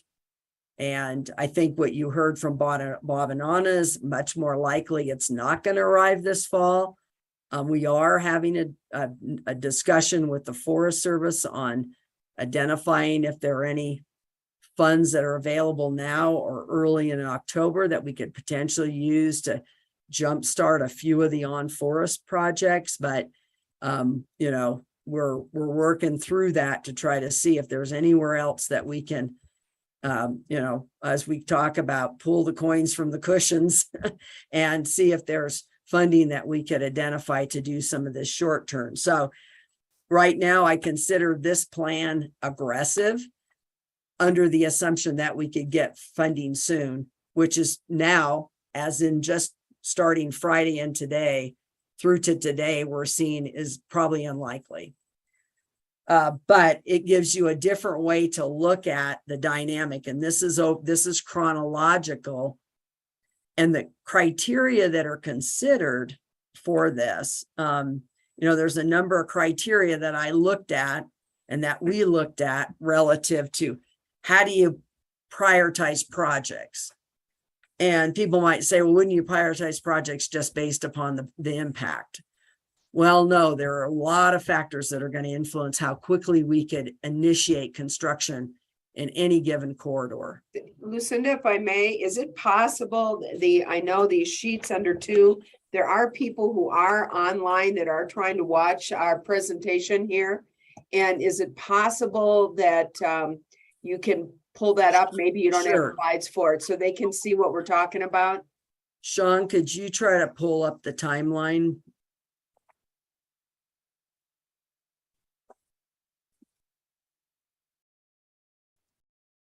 Thank you, Lucinda.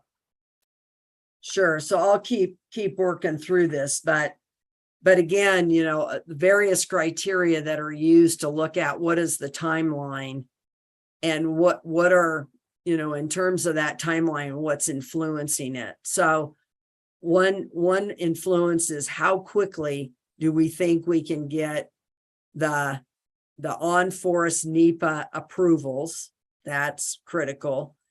And those areas that are less disturbed historically and have not been a part of any prior flood mitigation effort will take a much greater amount of time to secure those NEPA approvals. So that's one of the key factors that's considered in this. How long does it take to get the approvals? 2 is those corridors where we did mitigation and our ability to go in and either upgrade that mitigation and or make repairs to that mitigation is a much more fluid process. Even with like the first application we made to NRCS for those 5 corridors, 3 of those corridors, Wupaki Trails, Campbell, and Brandis, we had done mitigation in. They've already cleared the NEPA largely for those. So a lot of the process that's there's underlying engineering that was done originally. There's so much more knowledge and understanding of those corridors because of the work that was done. We can move forward in those corridors much more quickly than we could other corridors. And Copeland and Peaceful somewhat fall into that category and were included in those first 5, the watersheds in the first application to NRCS, because we had received approval and the funding to mitigate those 2, Copeland and Peaceful.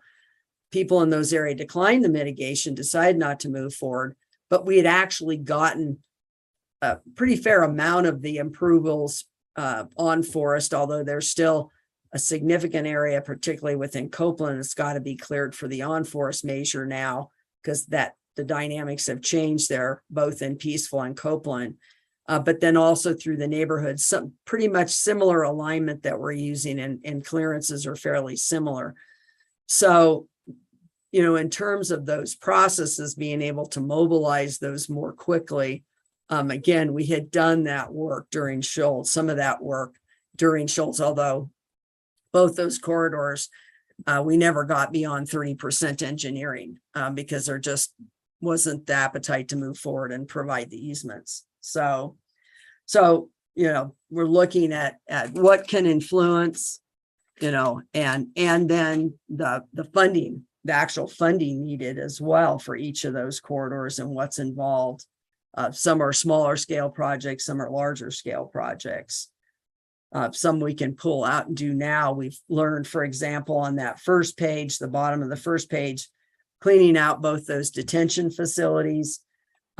We understand now that DFFM will reimburse us for those, for cleaning out those facilities at 100%. We can move forward and do those now. That will then prepare us for next year. it won't expand those. They won't spend money to expand any of those mitigation measures, but they will at least prepare them to accept water next season. Or if we were to have any type of events over winter. So Sean, are you not finding that? Okay, there, that's no, okay, that you picked up the construction time. We need the timeline under the timeline tab. It's under construction plans, but it's the timeline. Listen, while he's looking for that, a question I have is that, we had talked about the city went ahead and in a very expeditious manner, did their sediment retention basin, which we know is going to depend on the on-forest work that the county is needing to do. Where is that in this list? The Schultz Creek on forest is in the on forest list. Yeah, you'll see it. Is that in that first section then that's in green? Yeah, we're having a challenge here. And I will say that the plans were in the that's the wrong one again, Sean. The plans were in the packet from the clerk. So I assume Lindsay could weigh in here, but I assume that they are accessible to the public through the packet that is on the clerk's website. All right, so if we're having problems for those that are online that would like to see this, there is an online packet that you should be able to go to. That Yeah, you should be able to download that and they'll be in that packet, as is the presentation and all the materials are in that packet. In the future, it's just, it's hard because they're already on, you know what I mean? They're already on. Yeah, no, I understand. To do that. So, okay, my question then is the west side in terms of that Schultz Creek up the mitigation is in the on forest packet. Yes, it's in the on forest, and in terms of the timeline. No, can you tell me where though? Because I don't see, I have to say. Okay, under the timeline document, it's under fall 2023. If you look at, I believe, yeah, fall 2023. It's the Schultz Creek one. Okay. Schultz Creek, exactly. All right. Thank you.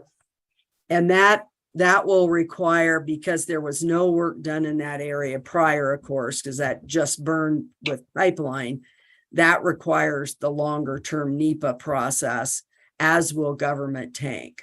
So,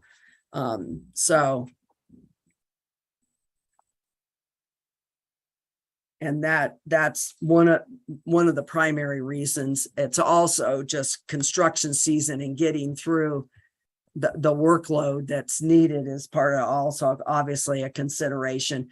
How much work do we think we can get done within certain time frame? And the work on the forest is extremely sensitive work, and we have to manage that in a very sensitive way and in a very appropriate. We've had a great relationship with the Forest Service through these projects, and the contractor that we use for that effort really knows their requirements and can work very expeditiously now because they understand those requirements.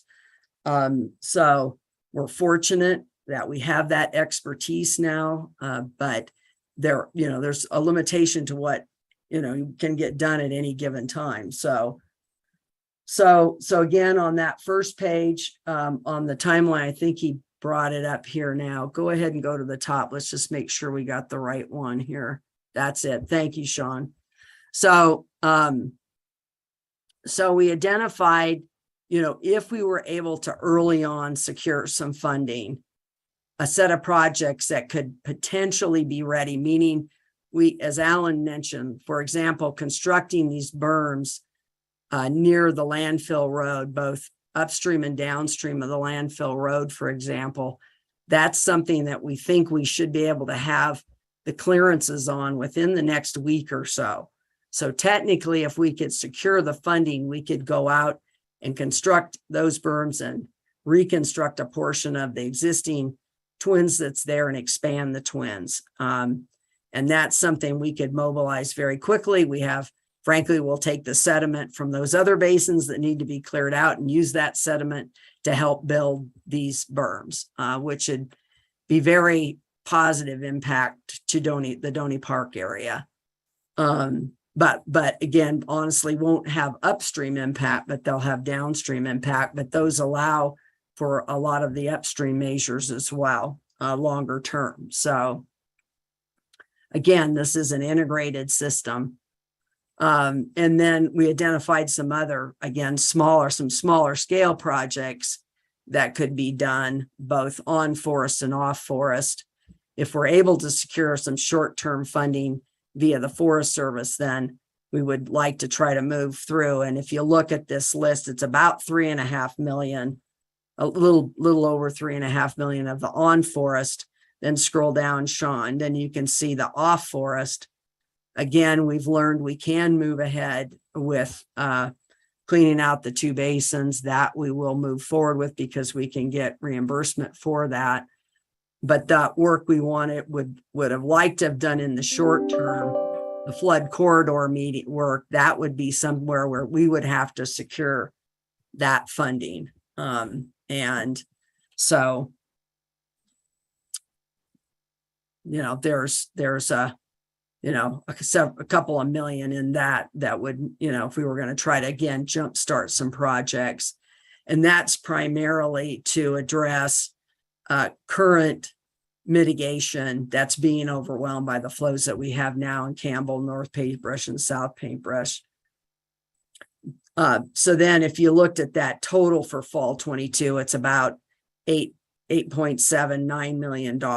So the next moving to spring 2023, then we've got a set of projects identified both on and off forest, focused on Lennox, Wupaki, Thames, Brandis, and at least part of the Copeland, potentially part of the Copeland.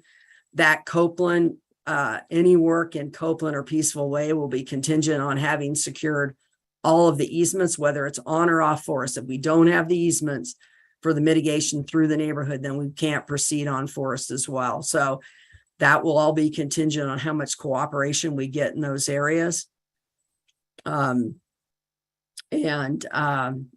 So, and then Wupaki Trails flood corridor, that is the actual expanding the channel through Wupaki Trails, as well as improvements in stabilizing and expanding the channel through Brandis.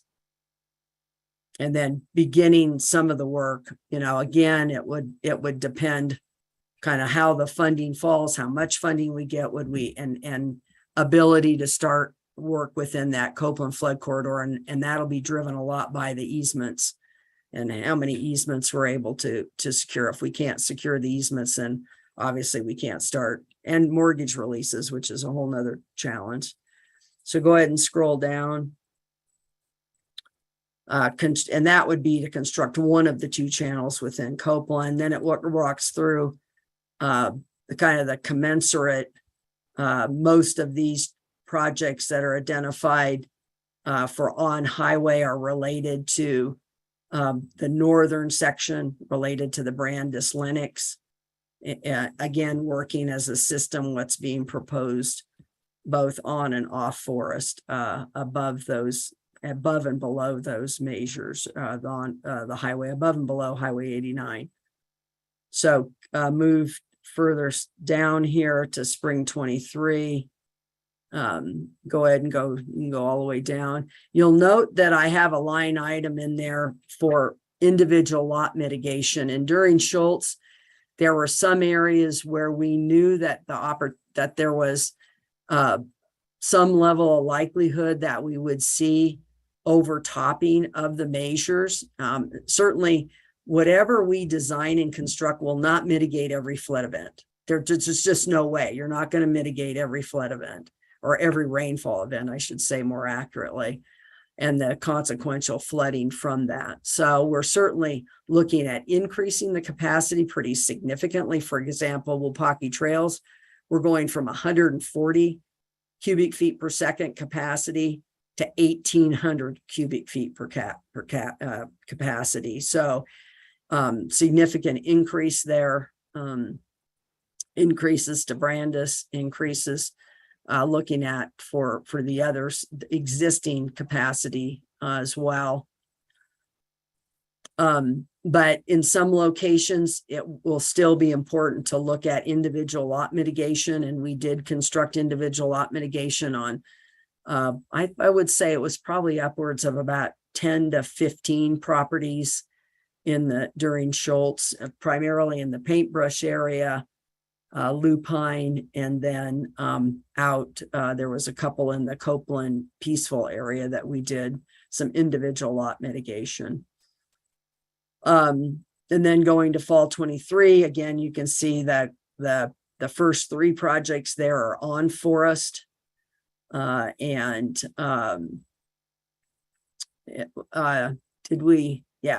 23, this is fiscal year 24. So moving to fiscal year 24, fall 23, this is projects. The first 3 are on forest, the green. And then there's a set of off forest projects completing the second channel of Copeland, and then undertaking Peaceful, and beginning to undertake the government tank corridor. That's the biggest and most cost of any of the projects will come in the government tank corridor. Significant investment needed there. And then expansion to the Copeland detention facility, as well as improvements to the highway there between from Campbell all the way through to Heppel, which is the government tank watershed. But that also addresses some flows coming from Paintbrush as well as Campbell as well. So, and then additional funding in there for individual lot mitigation again. So then that total is a little over 66 million, and then moving to spring 24 again, fiscal year 24. And really this is to finish up the government tank. So again, you're going to see some discrepancies in the total cost because of how you they should match, frankly, but there's been a lot of updating. I mean, the engineers are constantly looking at this, and we're continually updating numbers. And, again, this is all conceptual based, and we're how do you slice and dice these projects? What portions do you do at what time frame and that type of thing. So, but again, we're in that ballpark of around 135, $140 million total. So, and again, that's based on how long it's going to take to get various agreements and various things in place to be able to move forward with the construction, the degree of engineering that's needed, et cetera, all influences the timeline. So, and I will say one of the other, I guess I would say, philosophies or important point that we considered in the priorities as well is that right now the flood control district is responsible for maintaining and managing the existing flood mitigation from Schultz. And so there is a need. We have that responsibility. We are responsible for maintaining that.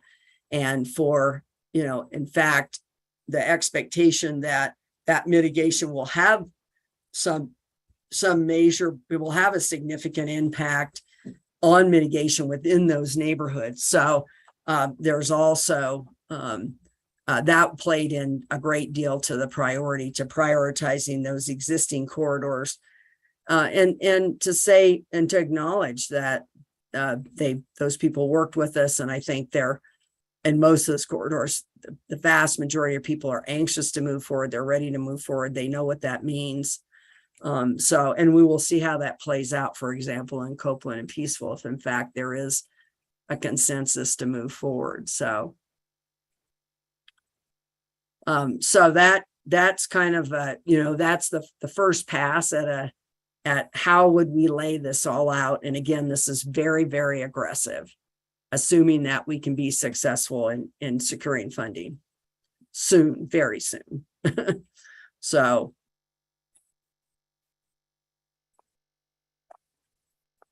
And then the last plan, which I won't walk through, but I think we talked a lot about is what is the last in that piece is the investment timeline. And Sean, I think you had brought that up before.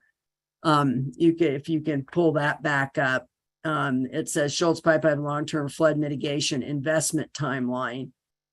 And that shows you kind of the taking those projects within each construction season and then within each fiscal year, and then laying that out over the entire time frame, and then making some estimates as to what can we expect in terms of reimbursement. And here again, being pretty aggressive, I'm assuming that the Forest Service will pay 100% of all the on-forest measures. I think we all believe that is they have a joint, at least a joint responsibility. And if we're going to carry out those projects, carry the cash flow dynamic that goes with that, and manage those projects and meet their requirements and so forth, that that partnership is critical to us, and that the expectation is they'll fund that by 100%. That may or may not happen to the tune of 40 million now. But I know that they are very much looking at how they can do that. So working with our congressional delegation. Then flood mitigation in the neighborhoods, we're estimating again on that NRCS reimbursement, probably somewhere somewhere between, at the low end, maybe 60 to 65% reimbursement, upper end, 70 to 75. So I use 66% to come up with an estimate of what do we think we could get reimbursed through that whole process. So, and then again, with highway drainage, as Bob pointed out, typically it would be somewhere between the district's obligation would be somewhere between 6 and 10%. Those emergency relief funding is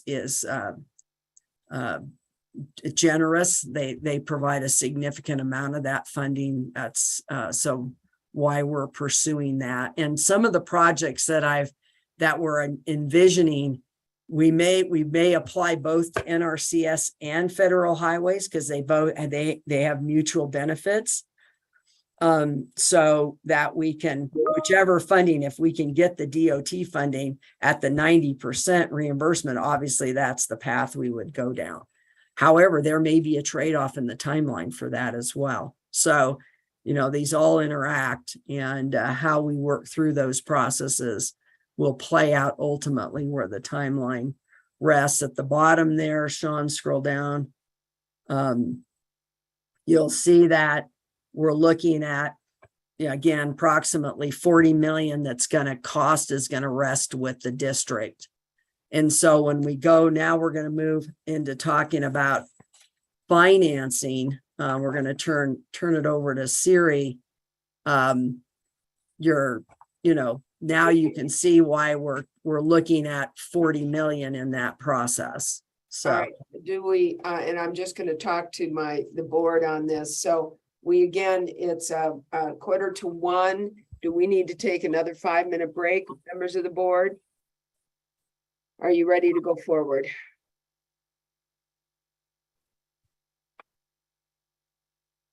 I'm okay with moving forward. Yeah, I'm okay. If it starts to go longer, we got to keep in mind staff as well. But I think we're still good. Okay, let's go. Okay.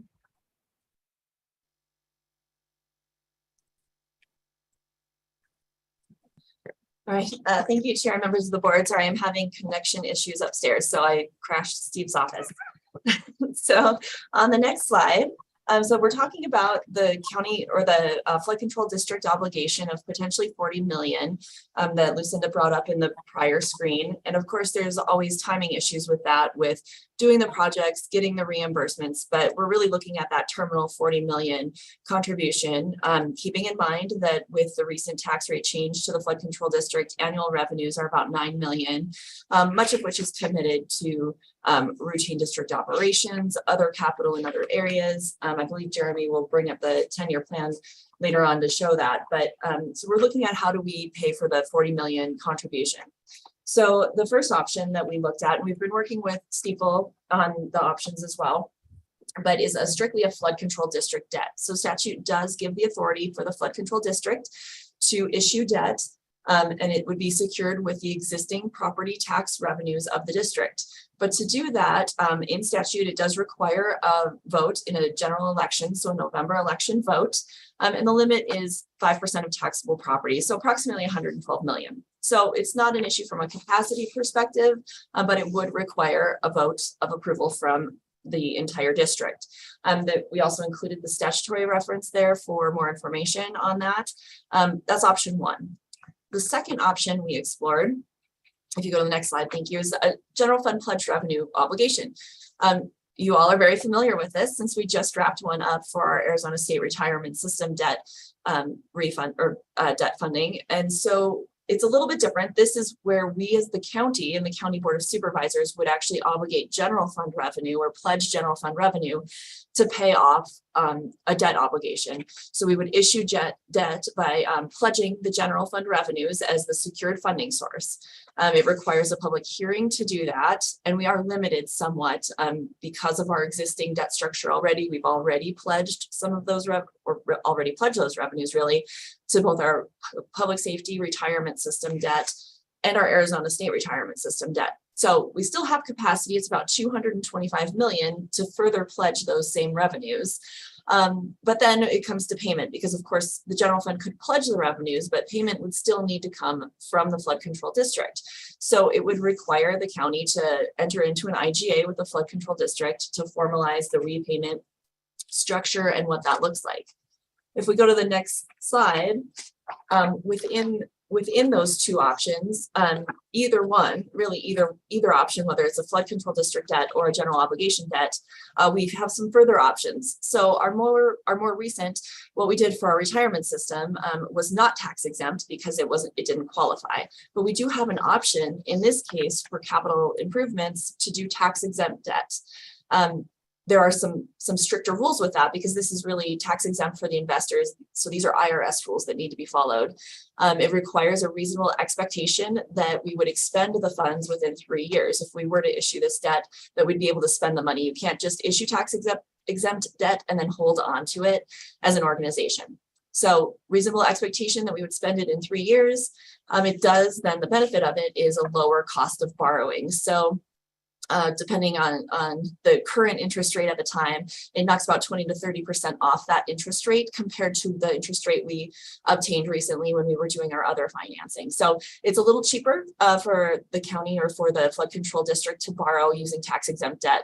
It also has some other legal hoops, but a good one to note is that if we were to move forward right now with expenditures, but maybe wait and issue debt later, the board would need to start taking action that capital expenditures would fall under this potential debt. So if we wanted to reimburse basically costs that are happening before a debt was issued, we would need the board of directors to do a resolution saying the intent is that we would fund these expenditures with a tax exempt debt issuance. So just another administrative piece to think of if we were to go down that road. And then as we look at some other considerations, then as we look at the structure, we look at the tax exempt. On our next slide, if we were to move forward with county general obligation revenue, we would have to talk about and determine in the IGA what is the asset ownership and what's most appropriate. If we're pledging county general fund revenue, it's likely the county will actually own the assets that are being constructed until a point where the debt obligation is paid off, and then they would transfer to the flood control district. We also have to think of an appropriate timeline. Of course, the longer you extend the debt, the more it costs over the life of the issuance, but the less it costs per year as because you're paying a little bit lower principal and interest each year on a longer timeline. But of course, we don't want to be issuing debt for a longer lifespan than the assets themselves that we're really financing. And so we would want to look at what's a realistic asset life and how can we tie that to the term of the debt. Of course, with that also is the flood control district ability to pay and reuse. And so, this is one piece of the flood control district picture, but as we were looking, it all plays together in terms of if we were to move forward with debt and that useful life and then affordability and how that IGA is structured and the timing of other cash flow needs. So we may also still need to backfill with some general fund cash flow, not necessarily general fund dollars or even a loan, but just cash flow for while we're waiting for those reimbursements, which would be separate from any kind of debt scenario. And then a final note is that, again, it's more expensive, but we could choose to do multiple tranches if we're just not sure how much we could accomplish in 3 years. We could look at one issuance and then a subsequent issuance. It would cost more money because of, the cost of issuance really, but we could also go with a larger amount if we needed to for cash flow and then have what's called callable debt where we could then pay it off earlier as those federal reimbursements come back to the county. So we have some options there as we build it. These are really preliminary looks right now at what options the district has, knowing that the 40 million is not otherwise available, but that is what we've looked at so far. And that's what I have. Great, thank you, Siri. Any questions relative to that? And I'm going to step back in a minute and include, or maybe I should do that right now, and then we'll have questions on the financing. Sean, can you step back to slide 79? Another option for short-term financing is available through the treasurer's office. And so maybe I'm looking at, there you go. That's it. Thank you. Is available through the treasurer's office. And I've had a couple of conversations with Treasurer Benatar. And they've done a number of short-term financings for districts within the county, school districts, I think Tuba City, Flagstaff Unified, and then fire districts and other districts have taken advantage of this opportunity or option to be able to finance short-term through the treasurer's office. And here are some of the elements to that. One of the key pieces and why I reference this as short term is that the debt has to be paid off within 5 years. So, typically if you would go this route, you might do it to either address a short term capital need or a short term cash flow need, right? And then subsequently do a long-term financing to pay that off. There is no early payoff penalty. That's an option.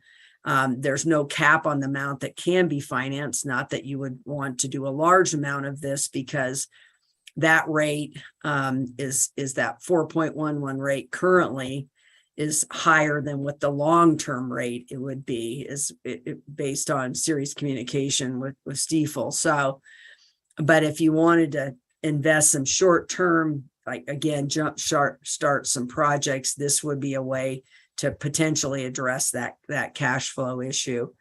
And so this is an option. She's got the structure has been used on a number of occasions. She's got a structure and, and there would be an agreement between the district and the treasurer's office in terms of this. So it's relatively easy. It's low cost, and I'll say low cost to no cost. There's no cost that she actually charges the districts for providing this service. So that's a shorter term option that may or may not blend into the longer term. And this is something that Siri would really need to evaluate if the board said, hey, we want to move forward with some level of investment now or at some point in the future, and we needed cash flow.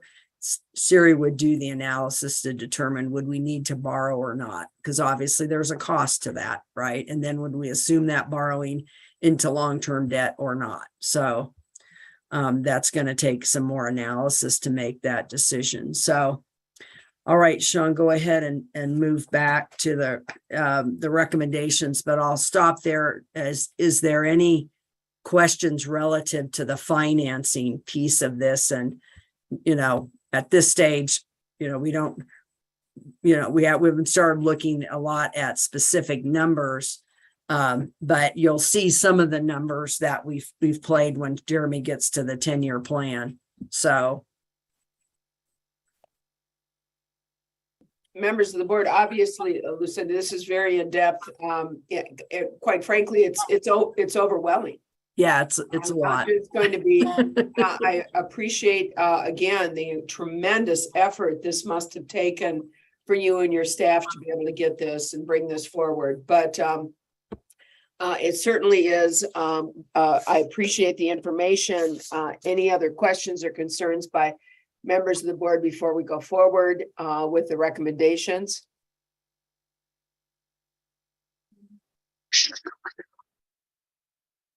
Madam Chair, I mean, the recommendations sort of wrap up and then we can go into, my feeling is just finish off with the recommendations and Sure, comments, that's great. concerns. All right, anybody else have any, members of the board have any comments or concerns at this point? Otherwise, we'll have Lucinda go forward with recommendations. Any other comments or concerns?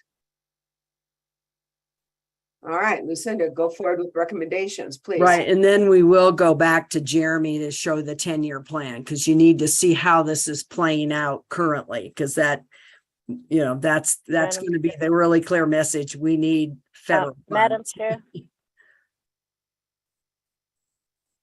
Yes, Supervisor Fowler.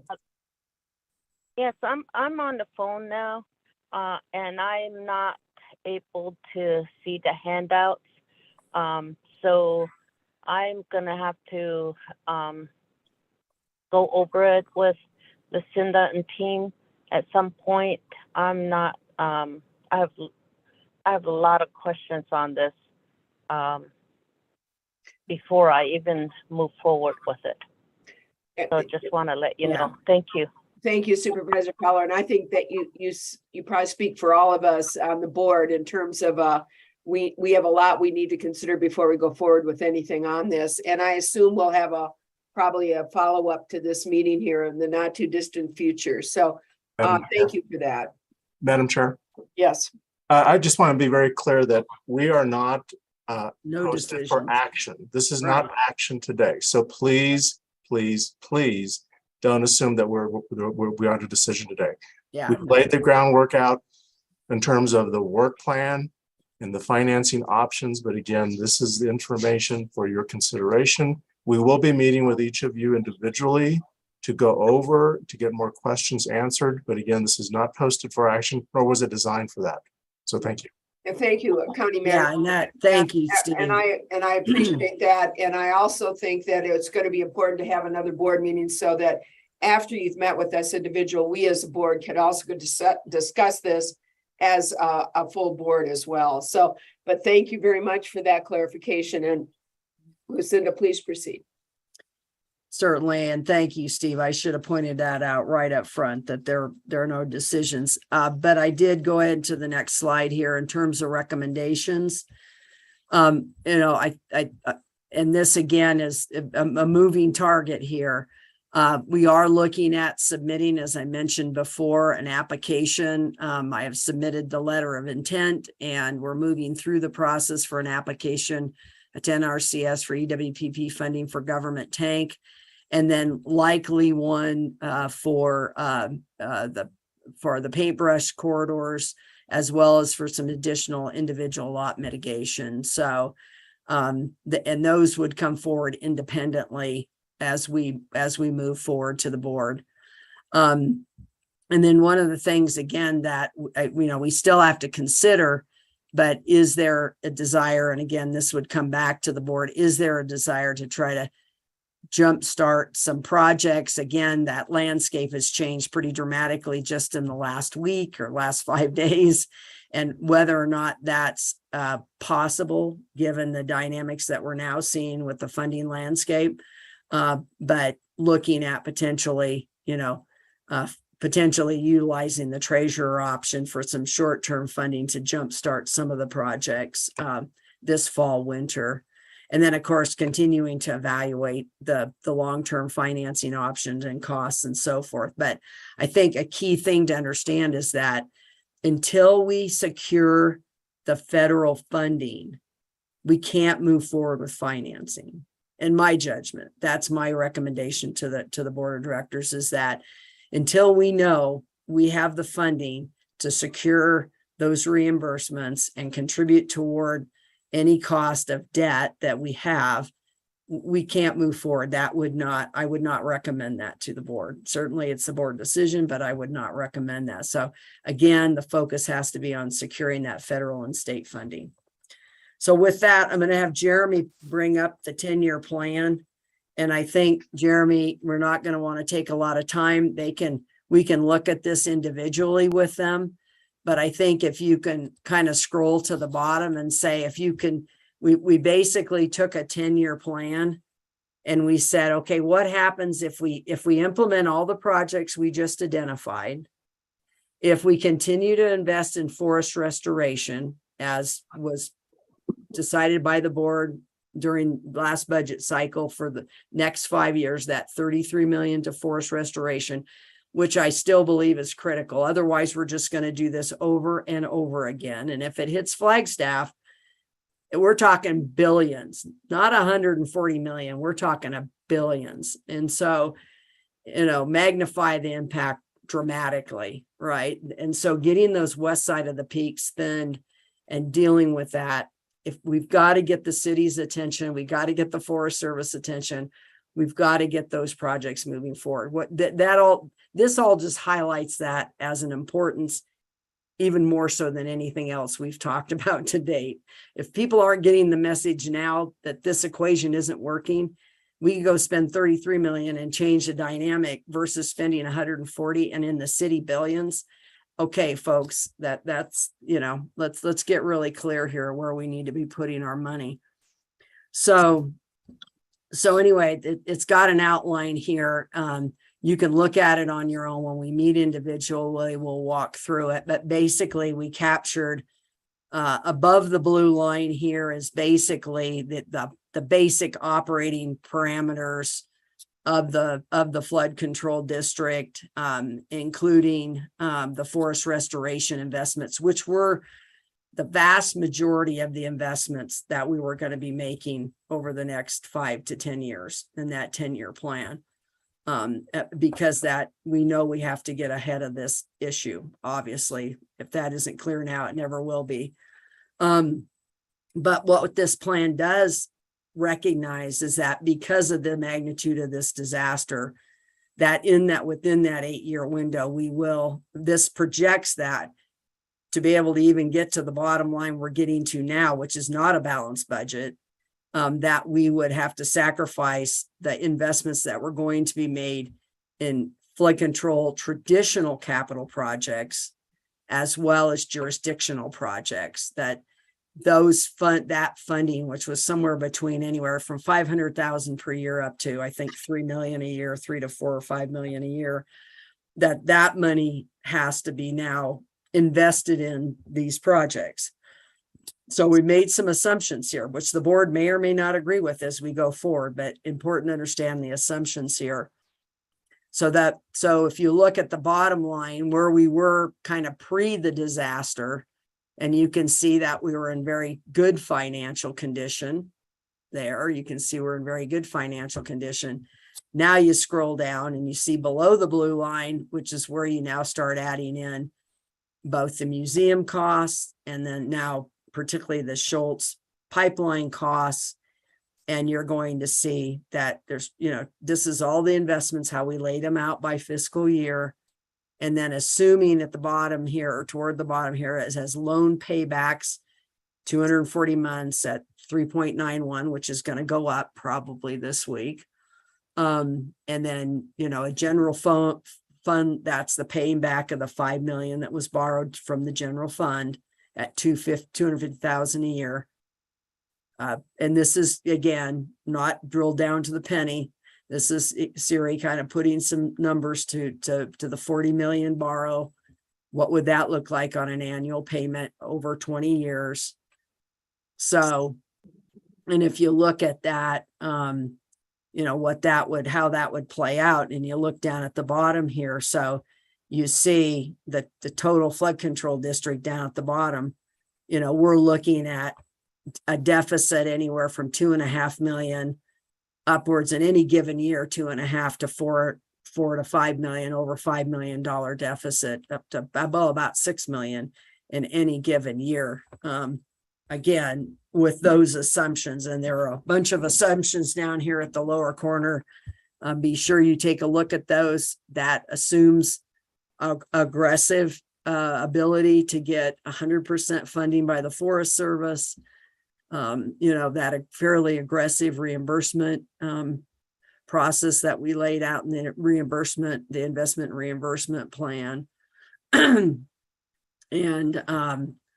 so you're seeing that the flood control district, even with the borrowing, can't, at a $40 million borrow, can't effectuate all those projects. So in effect, financially, we can't support those projects over that time frame. It would take either more federal or state funding. It's going, or take more borrowing, or take longer term borrowing at a greater expense, or it'll take funding from the general fund or more borrowing out of the general fund. So I think the important message that I take away from this is that we've got to push for every federal dollar and every state dollar we can. And that's why it's important that we produce this 10-year plan so people can actually see what is the impact.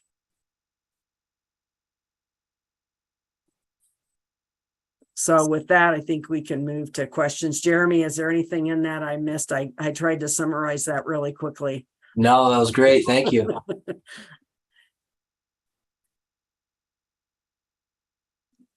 Members of the board.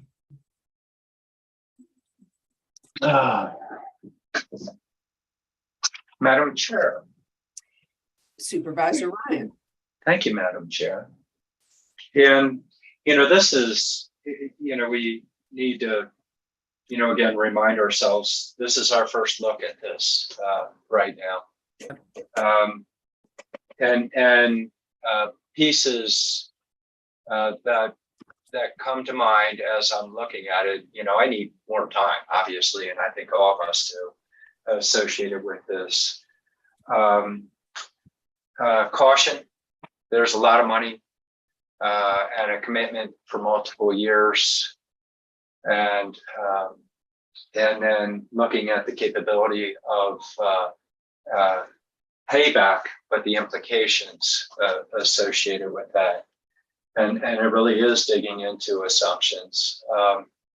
A piece I worry about is we have it scripted as a broader piece. And, I know there's a recognition that we can't do all things, but we're trying to do all things. Where do we have the money? Where can we get the grant? We can get that grant. Let's move it into this corridor. And I want to feel more comfortable about the what if approach associated with prioritization and strategies. And then the protection of the flood control district related to, here's how much money we've spent, this is how much money we have, this is what we're obligated to. Current broader district, seeing that vision, but then the implications to these areas.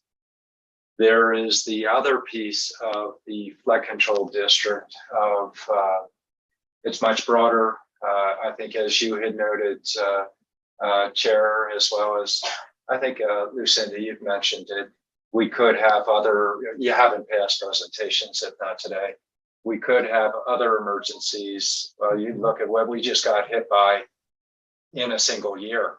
Yeah. And the implications associated with it. So, in order to use money to make money, love it, but I want to be cautious of where is it being targeted? What are we going after? And the practical but also systems approach of the areas that we can affect. And a lot of that's not predictable just yet.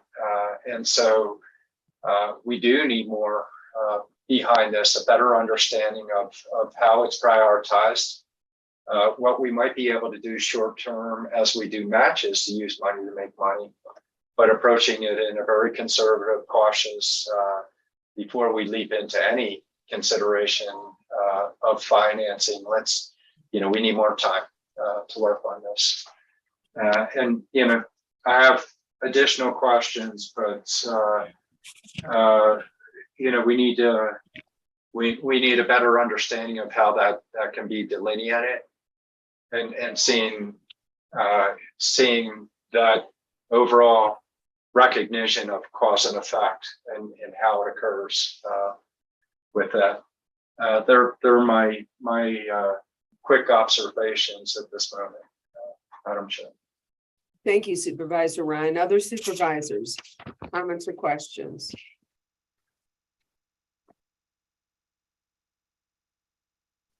I'll make a couple of comments if there seems to be a pause. I think that, Lucinda, you stated it well when you basically talked about that this most recent disaster and the cost for mitigation far exceeds flood control district. It far exceeds the ability of the county and the city. And that really at this point, the mitigation and the needs for mitigation are really beyond our capacity. And I agree 100%. And I think that probably every supervisor agrees that we need to do what we can to maximize what we can with the federal and state government to get the funding that we need and the revenue we need to address at least most of the mitigation efforts that we need to have done. And because it truly is beyond our capacity. And that we have also got to be cognizant that as a flood control district, we may be faced with other emergencies across the county, including here. We need to also really ask ourselves, are we setting a standard for mitigation and recovery that just cannot be met, that we cannot sustain? And I think we really need to look at that and really need to see whether that is even doable, if this as presented is even doable. We all absolutely see that our number one responsibility on the Board of Supervisors is to basically work and do what we can for the health and safety of our residents. And I certainly see that this is a health and safety issue, needless to say. And we need to do what we reasonably can, which is reasonably within our reach as county and as a county government, to do what we can to rise up and to assist where we can. And I want to do that, and I'm committed to doing that. But I also need to take a realistic look at what's coming in from both federal and state. And I agree with you, Lucinda, it would be foolhardy. We would not be doing our jobs as supervisors if we just proceeded on this without any knowledge and without any commitment, especially from the federal government, but by both the federal and state government, to assist us in these absolutely needed mitigation plans. And I think we need to develop, and I like Supervisor Ryan's comments, we need to develop a strategy for prioritizing the needs and the projects. And, one may be that it affects more people. One may be that we put more money in because we're going to get more money back. So if we put in 20% and, we get 80% back, that's pretty good bang for our buck. So we're going to have to be very judicious and careful about how we proceed and do what we can for this disaster and to help to mitigate so that future disasters don't come with the next monsoon and the next monsoon and the next monsoon.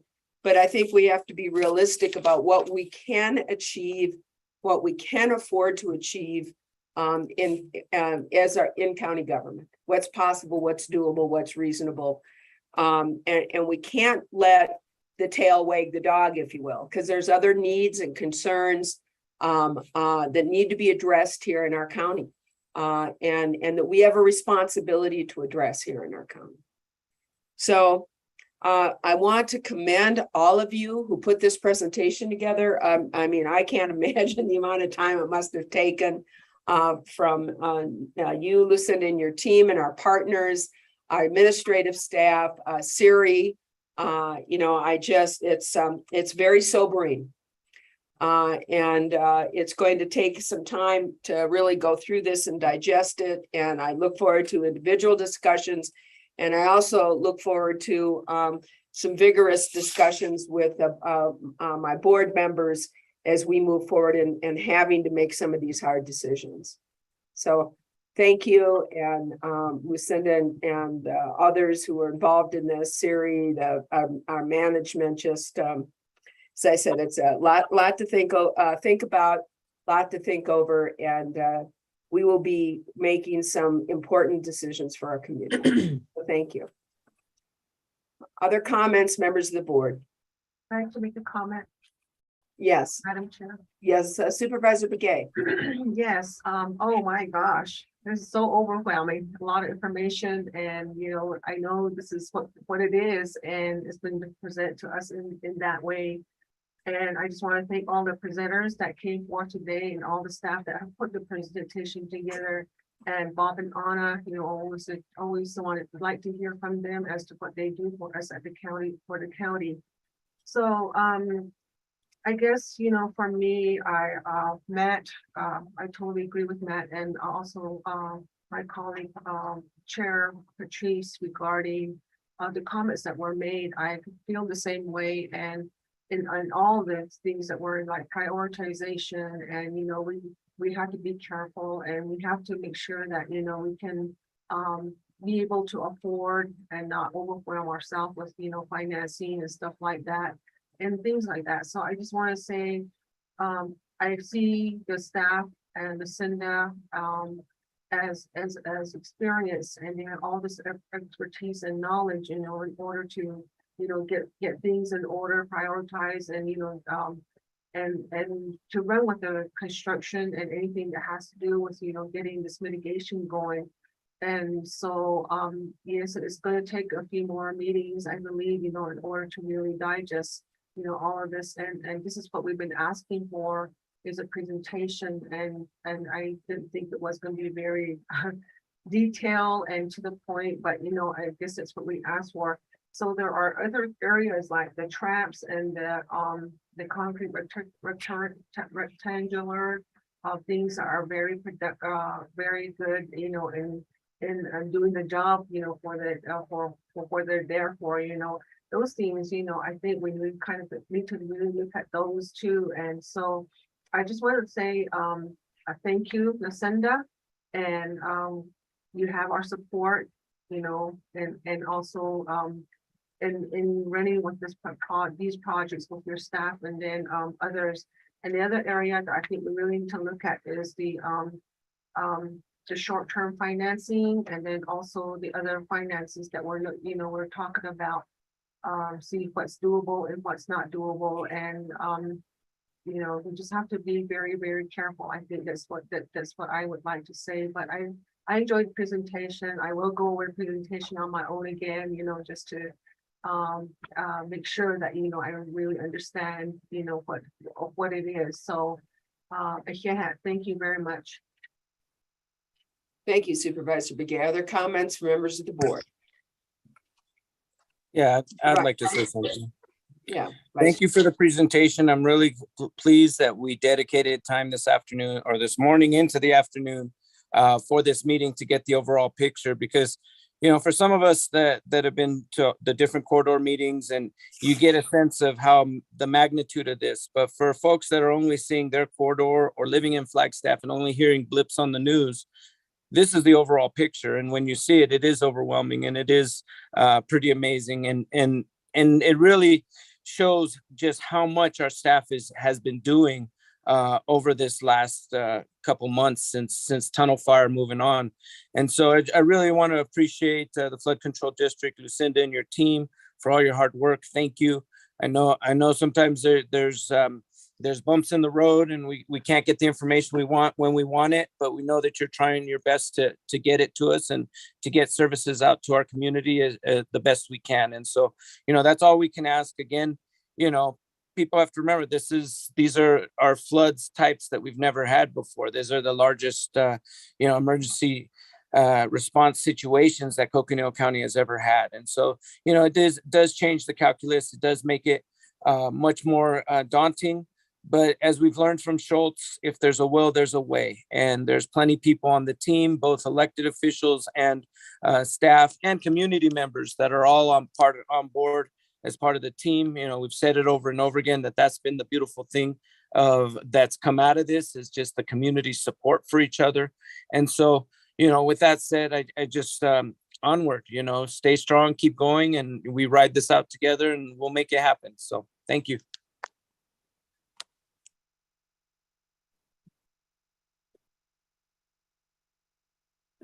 You're muted. Supervisor Fowler, I'm so sorry about that. Supervisor Fowler, I know you're on the phone. Would you like to say a few words?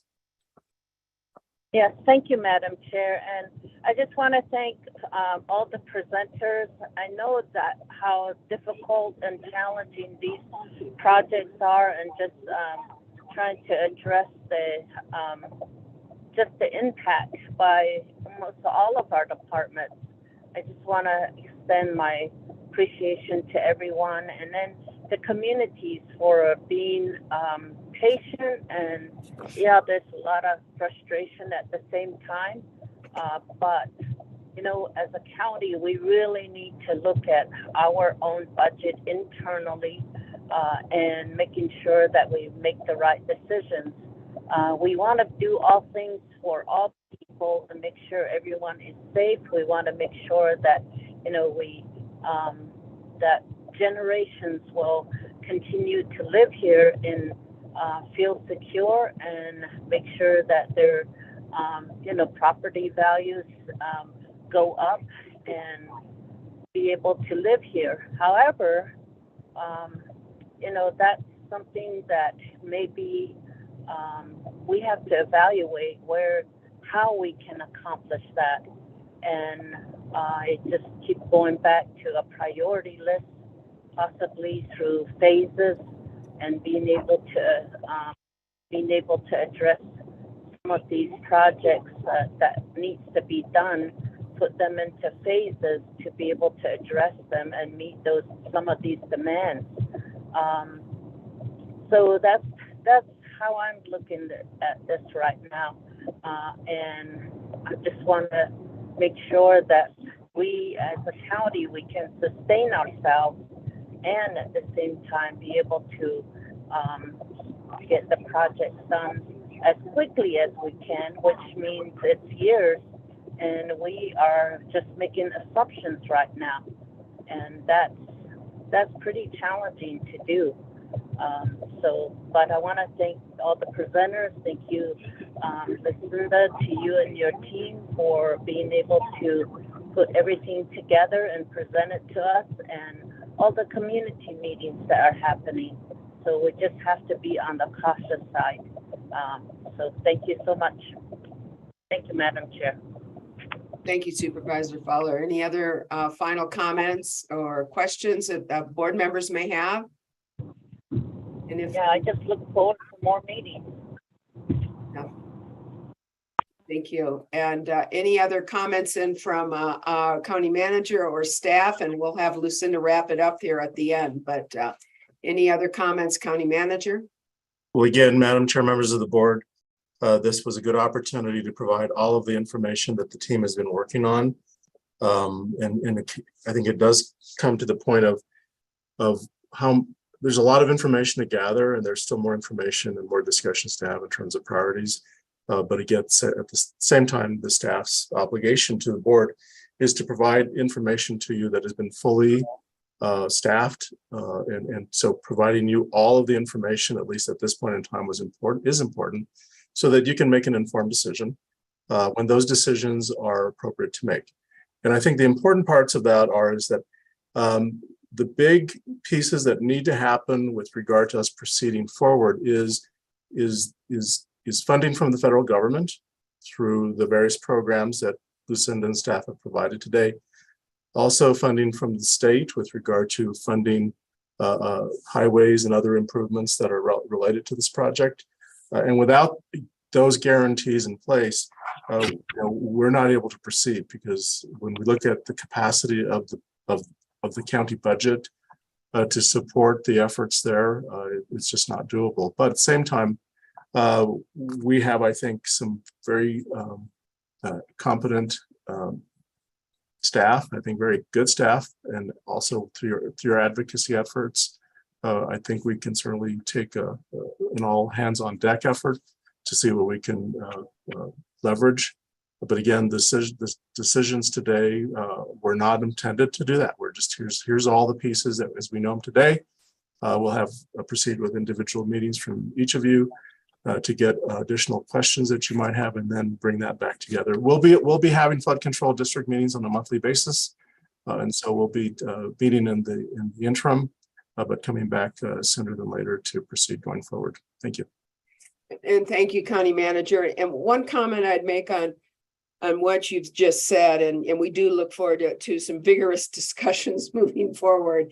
But how, assuming that we went forward with this debt, and it's a big debt, how in the 10-year plan, how does that affect the rest of the county?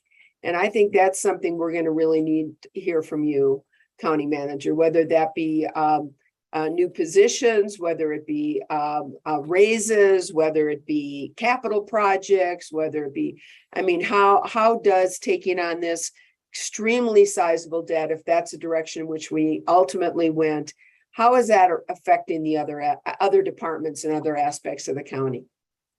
So. Well, I'll bring that to the board in an informed manner. So I'm not going to shoot for thanks, County Manager. It's just what's weighing in the back of my mind. But I can give you the quick answer is that it is going to have an impact. Our general fund has, of course, the daily operational expenses of county with all of the 30-some departments and all the service to the community. And so, yeah, it will have an impact going forward. I think we look at larger long-term projects. We spent a good considerable amount of time hearing from staff about potential capital facility projects going forward. It will have an impact on that if we are positioning larger financing projects at the same time. And so we can't do it all at once, but we can look at, I think, what Supervisor Fowler mentioned about what are the phases, what are the sequences that we can be doing. But again, it's competing, we are competing. There's limited resources by which we need to do a lot of things with. Yeah, and I look forward to further discussions on that, because that does, as I said, weighs heavy on my mind as we move forward on this. So, other questions, concerns? Otherwise, any other comments from staff? Otherwise, I'll turn this back over to Lucinda for closing comments.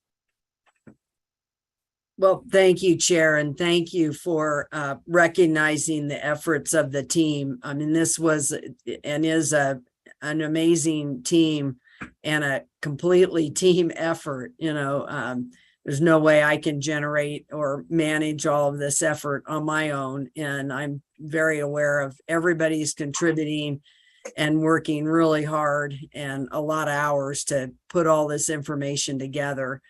And, a lot of this is what is the right time to make a decision? And right now, the decision that's made is we're pursuing federal money. That's the decision that's been made. And until we secure that federal funding and state funding, then the other decisions will play out. But I do think having the conversations before that can preface that to say, okay, if in this scenario we're able to secure this funding, then how do we want to move forward, and what level of investment do we want to make, right? And then what is that level of investment? And you're right, what is that impact not on the flood control, yet what's the impact on the county and where does that take us, down the road? And also recognizing that, I think that we all, though, do recognize that disaster response and dealing with public safety are fundamental to government, right? It doesn't matter, frankly, what party you're associated with or any on the political side, it doesn't matter. All that matters is that people are suffering and they're at risk and they're fearful and they're losing their investments and things. So how do you culminate that in knowing, but that you can only do so much as well, right? So, and those are, again, going to be some tough decisions, but we're not at decision points yet, except to keep advocating for the funding.